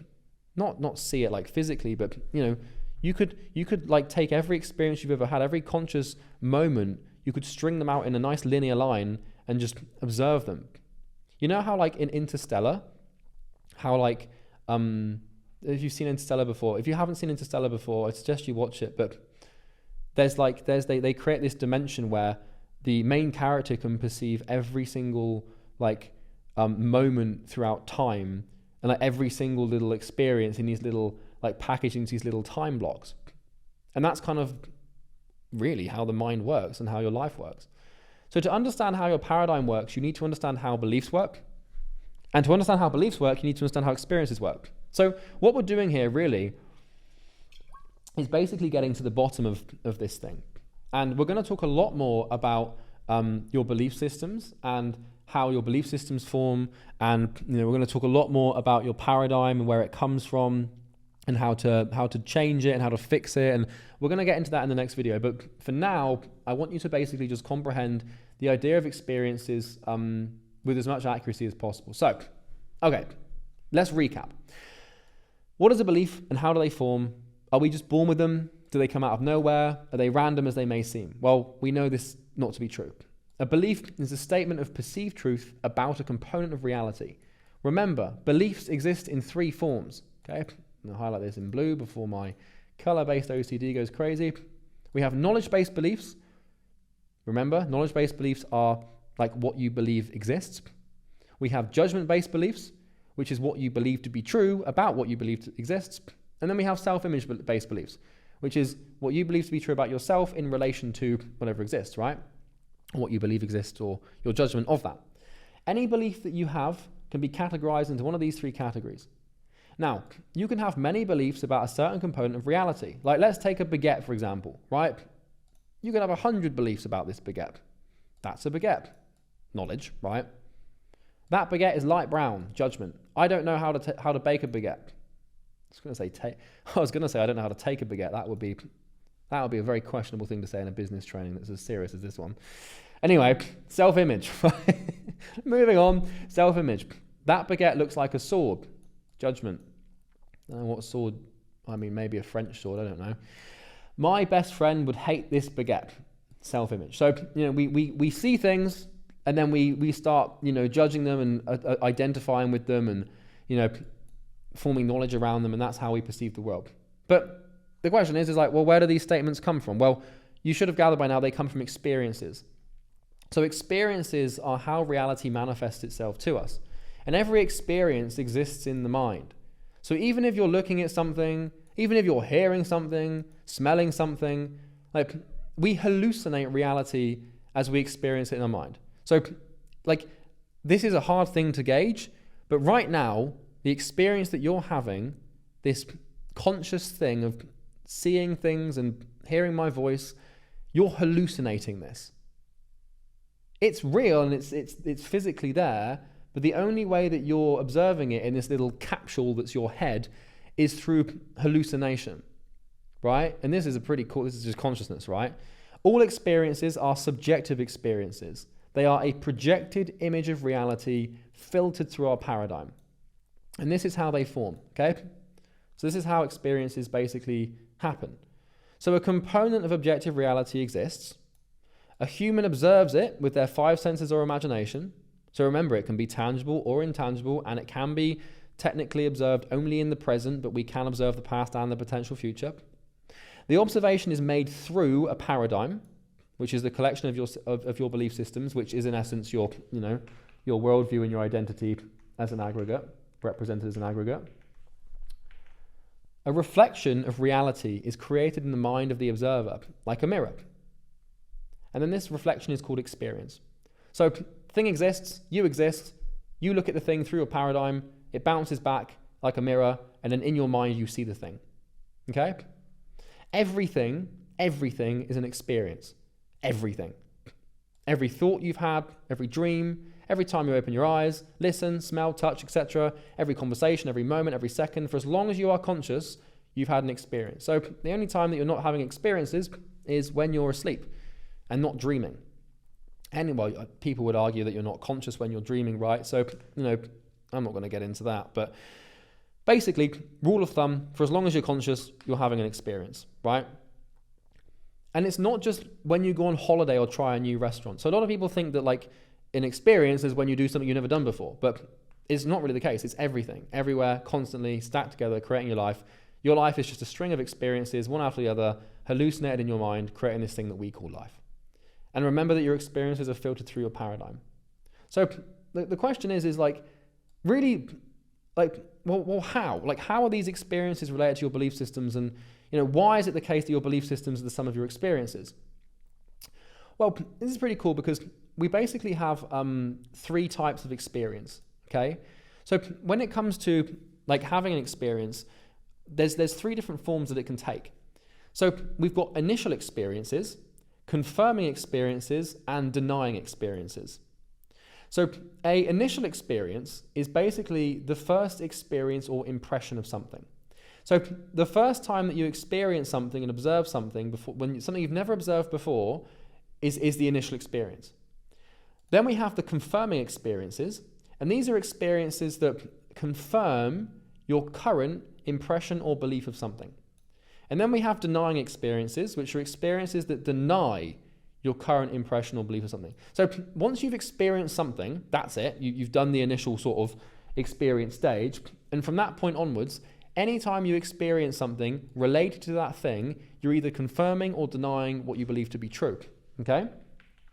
Now, confirming experiences happen when we make an observation of reality and synthesize the information using our consciousness to confirm what we already believe to be true about the world. And denying experiences happen when we synthesize information and make an observation of reality and synthesize information to using our consciousness that denies what we already believe to be true about the world. So let's say, for example, that you think Trump is a bad person. And let's say that you watch the news and the news is saying that he is a good person. Well, that is a denying experience, right? And so every time that you see a piece of information, or every time you observe objective reality, and sometimes the news isn't very objective, to be honest, but every time you observe reality and make a subjective observation about something that you already believe to be true, it's either going to confirm or deny. Now, sometimes you can have neutral experiences where, it's neither here nor there, but it's usually almost always confirm or deny, right? So let me give you some examples. So let's say a knowledge-based belief. So remember, it's impossible for you to have a belief without an experience, because, how could it be any other way? When you have an experience, that thing just happened and is real. And so from a knowledge-based perspective, if something is real, you believe it's real, right? And so let's take, for example, Bigfoot. So let's say that you believe that Bigfoot exists, okay? And the initial experience that has fed into this knowledge-based belief is you were skiing on holiday and you saw a big white figure when you were 13. And so to you, because you have seen this thing, in your mind, that has synthesized to you believing that Bigfoot exists. And so this belief has been born out of this initial experience, right? And so now, anytime that you have an experience related to Bigfoot, it's either going to confirm or deny. So, let's say that you watch a documentary about Bigfoot and why he's real. Well, that's going to be an experience that confirms what you believe to be true. But then let's say that you go back to the same place, the same skiing place next year, and you don't see him. Well, that would be a denying experience, okay? So every time that you experience something, you're either confirming or denying what you believe to be true about the thing. But if you've never experienced the thing before, then you create a belief based on what you've observed, right? And we're going to talk more about this in the next video, but let's say that I sit in a chair outside and it's my initial impression of that chair. And, and I sit in the chair and let's say I think it's really uncomfortable. Well, that's my initial experience, right? So what that means is that from now on, every time I sit in a chair, unconsciously, or maybe not, it's going to be that, maybe it's not that deep, right? But every time I sit in a chair, I will be like, oh, this is a comfortable chair or an uncomfortable chair, at least in contrast to the one that I sat in that was uncomfortable. Let's take a judgment-based belief, right? So let's say that you believe that Mount Everest is the tallest mountain in the world, which I believe, and I believe it is. And let's say the initial experience of that was in the school classroom when you were 10 years old and you had a geography lesson on Mount Everest. And so you received an experience in school about this, and because you experienced that, that sort of information, that judgment-based information, you now believe this to be true. And, let's say that your friend, 20 years later, 30 years later, climbs Mount Everest and sends you a picture. And, you think, God, that must be the tallest mountain in the world. It looks really tall. But then let's say that you watch a documentary, a conspiracy documentary that says that China has a mountain that's taller, that's hidden away in secret. Well, now that would deny your judgment, right? Your belief might be brought into question and you might change your belief, right? And let's take a self-image based belief. So let's say that you think that making money online is hard for you, Well, let's say that you had the initial experience when you were a kid of your father telling you that making money online is a scam. And so, for you just believe it's a scam and therefore you believe it's hard and all these things get tied up. And let's say that you believe this, you believe it's hard, but you have hope, so you try and you buy a drop shipping course, but then you get ripped off. And then you're like, oh, do you know what? I knew it. I knew making money online was harder. I knew my dad was right. It confirms, right? But hopefully, and I know this to be true if you do the work, this course is a denying experience for this belief. So you think it's really hard. I think it's really easy. I'm going to part with you information to make it easy, and that will deny your self-image-based belief. So here's how a belief forms. So you experience an objective component of reality and create a knowledge-based belief, therefore establishing what you think is true and exists, right?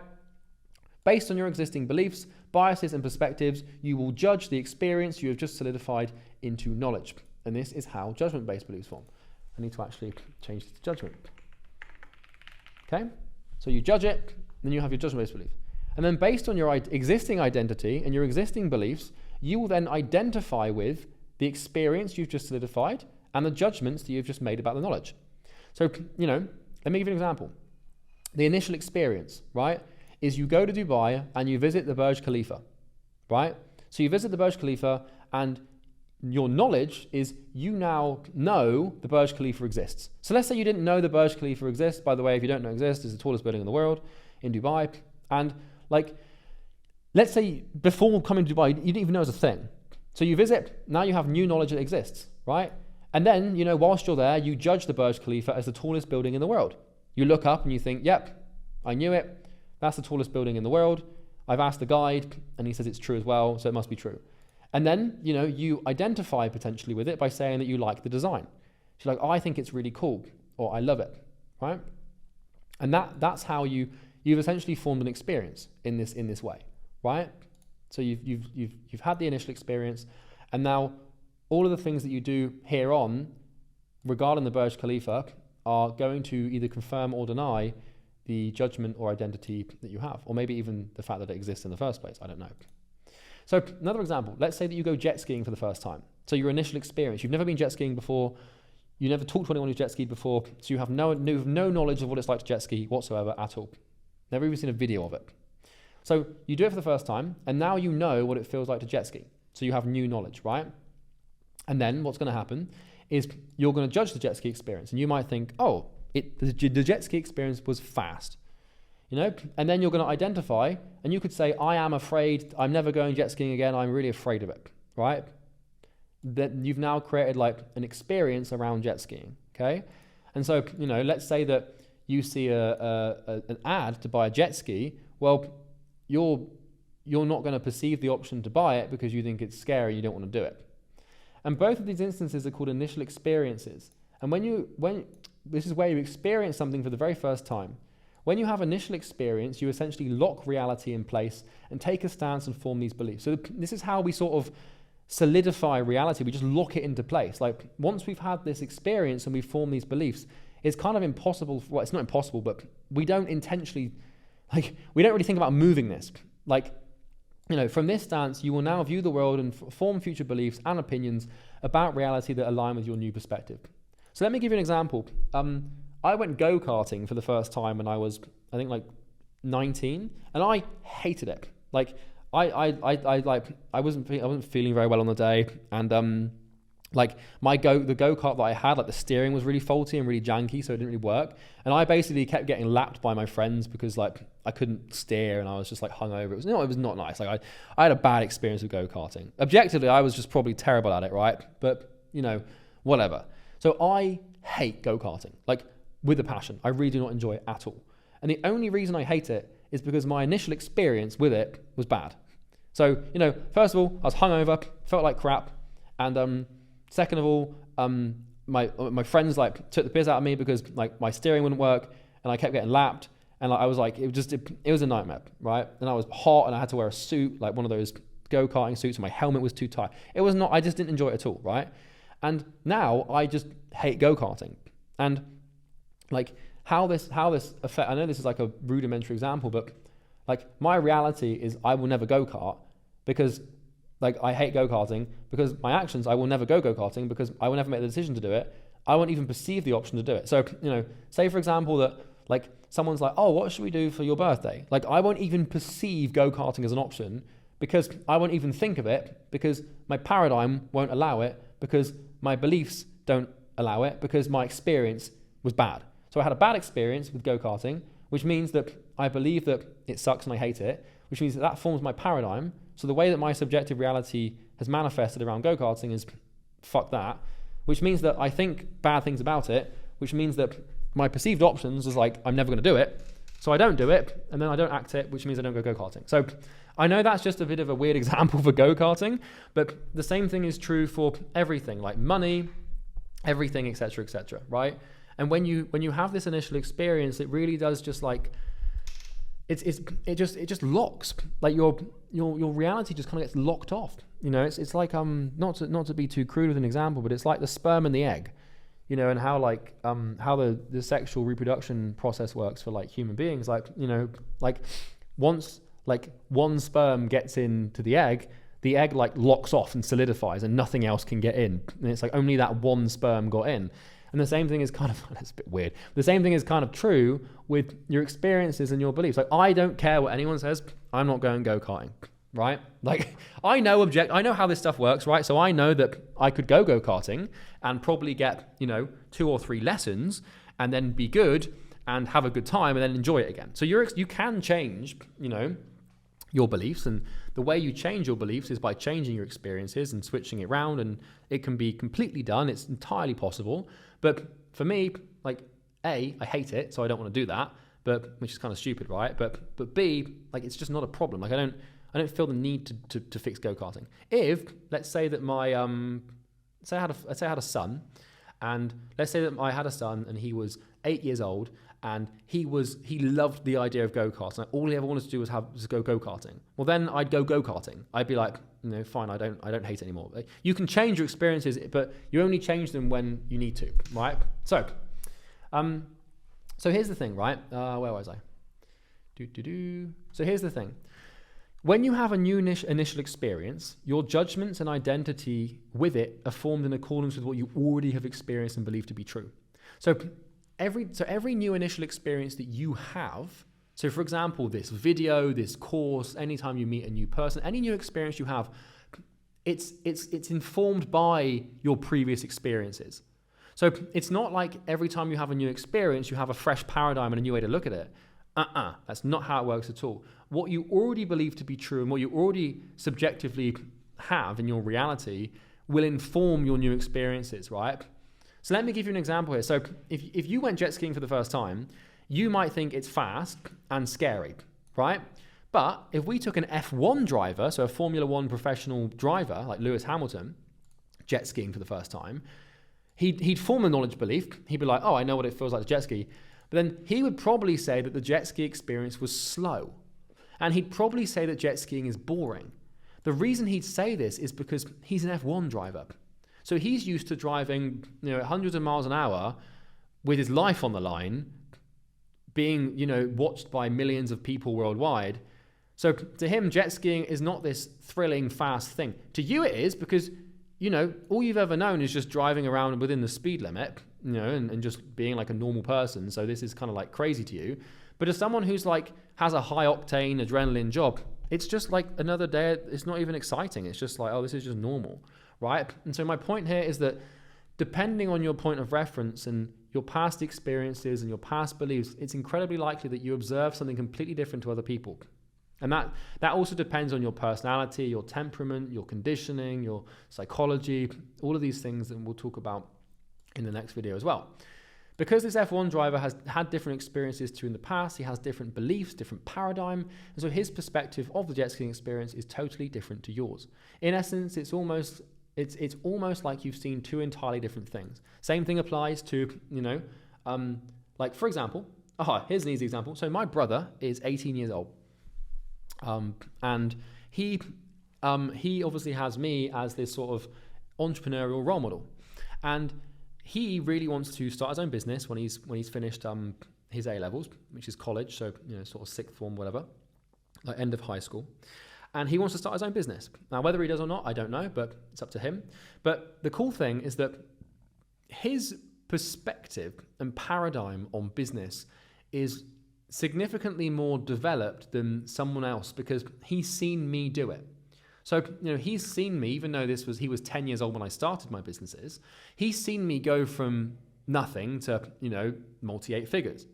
And because of that, because he's seen me become a multimillionaire, he sees things differently. So he actually believes it's possible. He just sees that it's really hard work. And his perspective is he's quite lucky in that fact because he can see that it can be done. And so this is the difference between someone who, has like an example in their life of someone who's done it. Same thing how if you grow up in a household where your parents are overweight and fat, and then that's kind of what and it's likely that you're going to be overweight. You're at sort of a health disadvantage. But if you grew up in a household where your parents are really fit and healthy, then you're probably going to end up being fit and healthy as well because they're going to lend you their paradigm, and you're going to perceive that as an option, right? Pretty important. So understand, every single belief you have in your life came from an initial experience. Beliefs don't just come out of nowhere and spawn in, right? They don't just magically appear in your life one day. They don't, right? Now, the only exception to this that I can find is the subjective account of religious experience, where people they can be going about their life and then they find God or Allah or Jesus or Ganesh. I don't know what people in other countries do, to be honest, but you get my point. Like I'm not going to get into the theological religious debate. It can become a bit touchy. So the one place that this might not apply is with religion, perhaps not, maybe with like some other stuff as well. But mainly, for the most part, your experiences they came from somewhere, and where they came from was an input of information from reality. Okay, once again, it can be sensory or it can be imaginary. But you had to, in order for you to have a belief, 99.99999% of the time, there had to be an experience that created it. It's just there's no other way. And if you're wondering what creates experiences, well, it's you, it's your consciousness. Like it's kind of like it's like an open loop. Like the input of your consciousness is your consciousness to a degree. Now we're not going to get into that because that's going to take me like another 5 weeks to understand, but doesn't seem that important. Right. Every single new belief you form in your life will be based on and biased by your existing beliefs. So what people don't understand is like changing your beliefs is tough because you need to create new experiences. But when we talk about beliefs, a lot of people talk about limiting beliefs and how you have like beliefs that limit your capabilities and capacities to grow and expand. And what we find quite often and quite commonly is that a lot of people have these things, these root keystone beliefs that that really inform their paradigm significantly. And so let me give you an example, right? So person A, growing up, let's say you're person A. Your family didn't have any money. Your parents weren't skilled enough to create financial success, or maybe they were in the Soviet Union or something like that. There's all sorts of reasons, but usually it's a skill issue. I mean that with love. And let's say as a coping mechanism, your dad declared that money was evil, and that's why he doesn't have any. So, growing up in your household, you were poor, and instead of your dad taking responsibility, he just coped and created some excuse saying that money was evil, right? And one day, it's 7 years old, you're with your dad, and you see a rich man in a sports car. So, at 7 years old, you have no comprehension of money, you have no comprehension of buying power. You're just a 7-year-old, right? But at this point, your initial experience happens. Your dad declares the person in the sports car as the devil. And he says, son, no matter what anyone tells you, money is evil and it's bad. Anyone who has a lot should be ashamed of themselves. Now, you're 7, right? So you lack any critical thinking ability and you're powerless against this statement. So you solidify it as a judgment based on your belief and you start identifying with it. And so you believe that money is evil. Of course you do. It's no different from me showing you this thing here and asking you what this is. You're just stating what you see. Same thing with this blue square here. You're just stating what you see. You're not like, you're 7 years old for God's sake at this point. I mean, depending on how old you are, right? But when you're an adult, it's a little bit inexcusable because, you develop critical thinking abilities, but of course you think money's evil. You're the main authority figure in your life has just told you something to be true. You're not going to question it. You're going to say, Dad, I'd like you to just break that down with a bit of Socratic reasoning for me, please, Father. Why don't I ask you that at 7 years old? No, you're not going to do that, right? So you basically develop a bias to money. You build this belief system. Your initial experience with money is that it's evil, okay? And what this means is this is how your life's going to run out, unless you change this. So we're going to represent this as a bright red circle. And as you go through life, you're going to have experiences related to money. So, the universe, the world is going to manifest to you and things are going to happen and things are going to happen to do with money, right? And so these experiences are simply manifestations of objective reality. They are things that just happen to you that are not within your control. Before you've observed them, they don't mean anything to you. They're just components of objective reality. So let's say, for example, that your friend buys a Ferrari. Or let's say you win the lottery. Or let's say your landlord increases the rent. Or a bank collapses, a bank in America. Or a rich person dies. These are all events that just happen, right? They're just objective reality just forcing itself onto you, you know. They don't, before you look at them, they don't mean anything. They're not good or bad. They're not up or down. They don't have no meaning. It's just, it is what it is, right? But the second that these things enter your conscious awareness, you do the following. So first of all, you form knowledge-based beliefs to understand that the events have happened. So if your friend buys a Ferrari, then, you know, and you see him in the Ferrari, then you say, oh, Frank bought a Ferrari. And that's a knowledge-based belief, right? No judgment, just knowledge. Now, then you judge the events to form judgment-based beliefs. So, you know, Frank bought a Ferrari, what a dick, you know? And then you identify with the events forming self-image beliefs. So I don't like Frank anymore. So how this would look is what was just objective and just happened with no meaning, as soon as it's observed by you or the person, they observe it through their paradigm. So their paradigm is, you know, money is evil. It's a belief system, right? And so, you know, if their friend buys a Ferrari, then they might form an identity-based belief like, you know, we're not friends anymore because, you know, what you've done is out of alignment with what I believe to be true about the world. Or, you know, let's say that you win the lottery and you think money's evil. Well, you might genuinely believe that this is a horrible burden. You might think, God, I'm now evil because I've got all this money. I've got to get rid of it. Or, you know, let's say your landlord increases your rent. You might form the identity-based belief of I hate my landlord. And this is the thing, right? Is the reason that you form the belief is because of your paradigm. So because you think money's evil, your perception of this event is biased accordingly. So same thing with winning the lottery. Like, you know, let's say that someone really thinks money is evil and they think it's the root of all evil and that, you know, it's the ultimate sin and terror. If that person wins the lottery, then that person will perceive the event of winning the lottery as a bad thing because, you know, their paradigm sees it as bad because their existing, you know, experience, their initial experience is bad, right?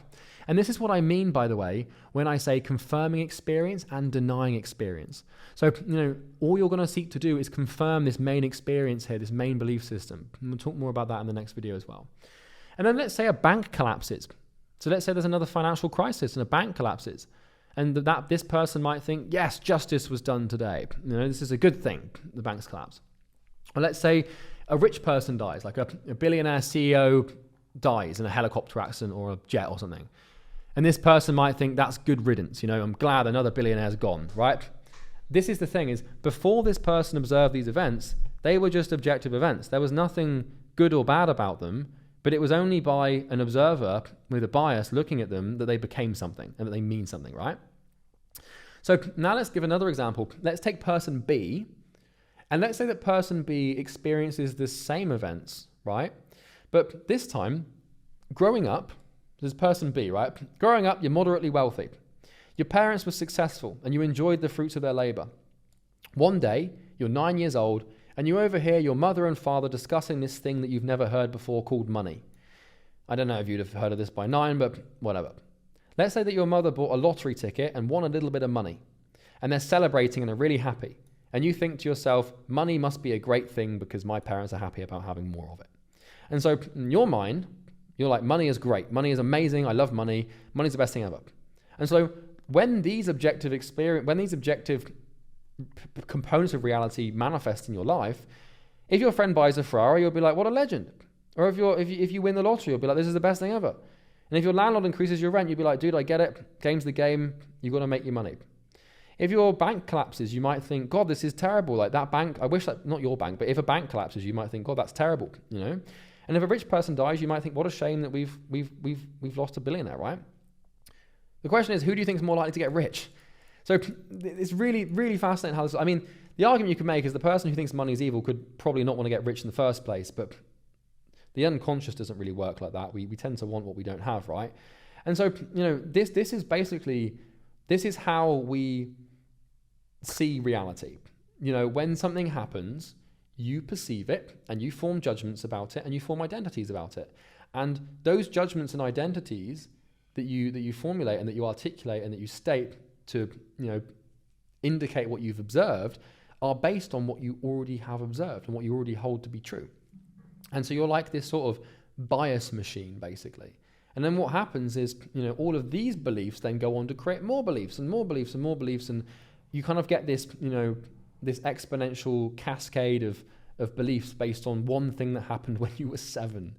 And this really is how it goes, man. It's like just one small, and you probably won't, you won't be able to remember, like, you know, we're going to do this in later videos where we isolate your key limiting beliefs, and you know, we're going to talk about how to like find them and like root them out and fix them and stuff. And we're going to do it, and it's going to be amazing. It's going to change your life. But just know that all of your, literally, it's this ladder here. Your reality is the sum of your actions, which is some of your decisions, which is some of your options, which is the sum of your thoughts, which is the sum of your paradigm, which is the sum of your beliefs, which is the sum of your experiences. And every single belief had an initial experience, and what happened is that initial experience was confirmed repeatedly. And we're going to talk more about confirmation as we move on to the next video. So my point is this: every belief that you hold near and dear to your heart can be traced back to an initial experience. It didn't just happen. It didn't appear out of nowhere. It can be traced back to a real-time conscious experience that you had probably when you were a lot younger. And likewise, if you've ever changed a belief, it was because you experienced something new. And what you would have experienced is a denying experience. And we'll talk about that. So that's basically this video. I know it's been a bit heavy, and I appreciate you bearing with me. It took me 3 months to make this. And it took me so much suffering to produce this thing, like trying to think this stuff through and bring it back to first principle and define it in the simplest form possible has been honestly one of the hardest things that I've ever done. This is one of the hardest videos I've ever made, and the next few will be as well, I think, because they're all of a similar nature. But we talked about objective reality, how you observe it, what subjective reality is. We talked about your paradigm. We talked about the black flower analogy and how your paradigm can vary from other people. We talked about the reality ladder, how you experiences, and we kind of explain what experiences are and how they go on to form our belief systems and basically create our ultimate reality. And I hope that this video has given you some fresh perspective on how we see the world, and I'm pretty sure that I've hopefully brought you a little bit closer to being all-seeing and omniscient. So I will look forward to seeing you in the next video. Thanks for watching.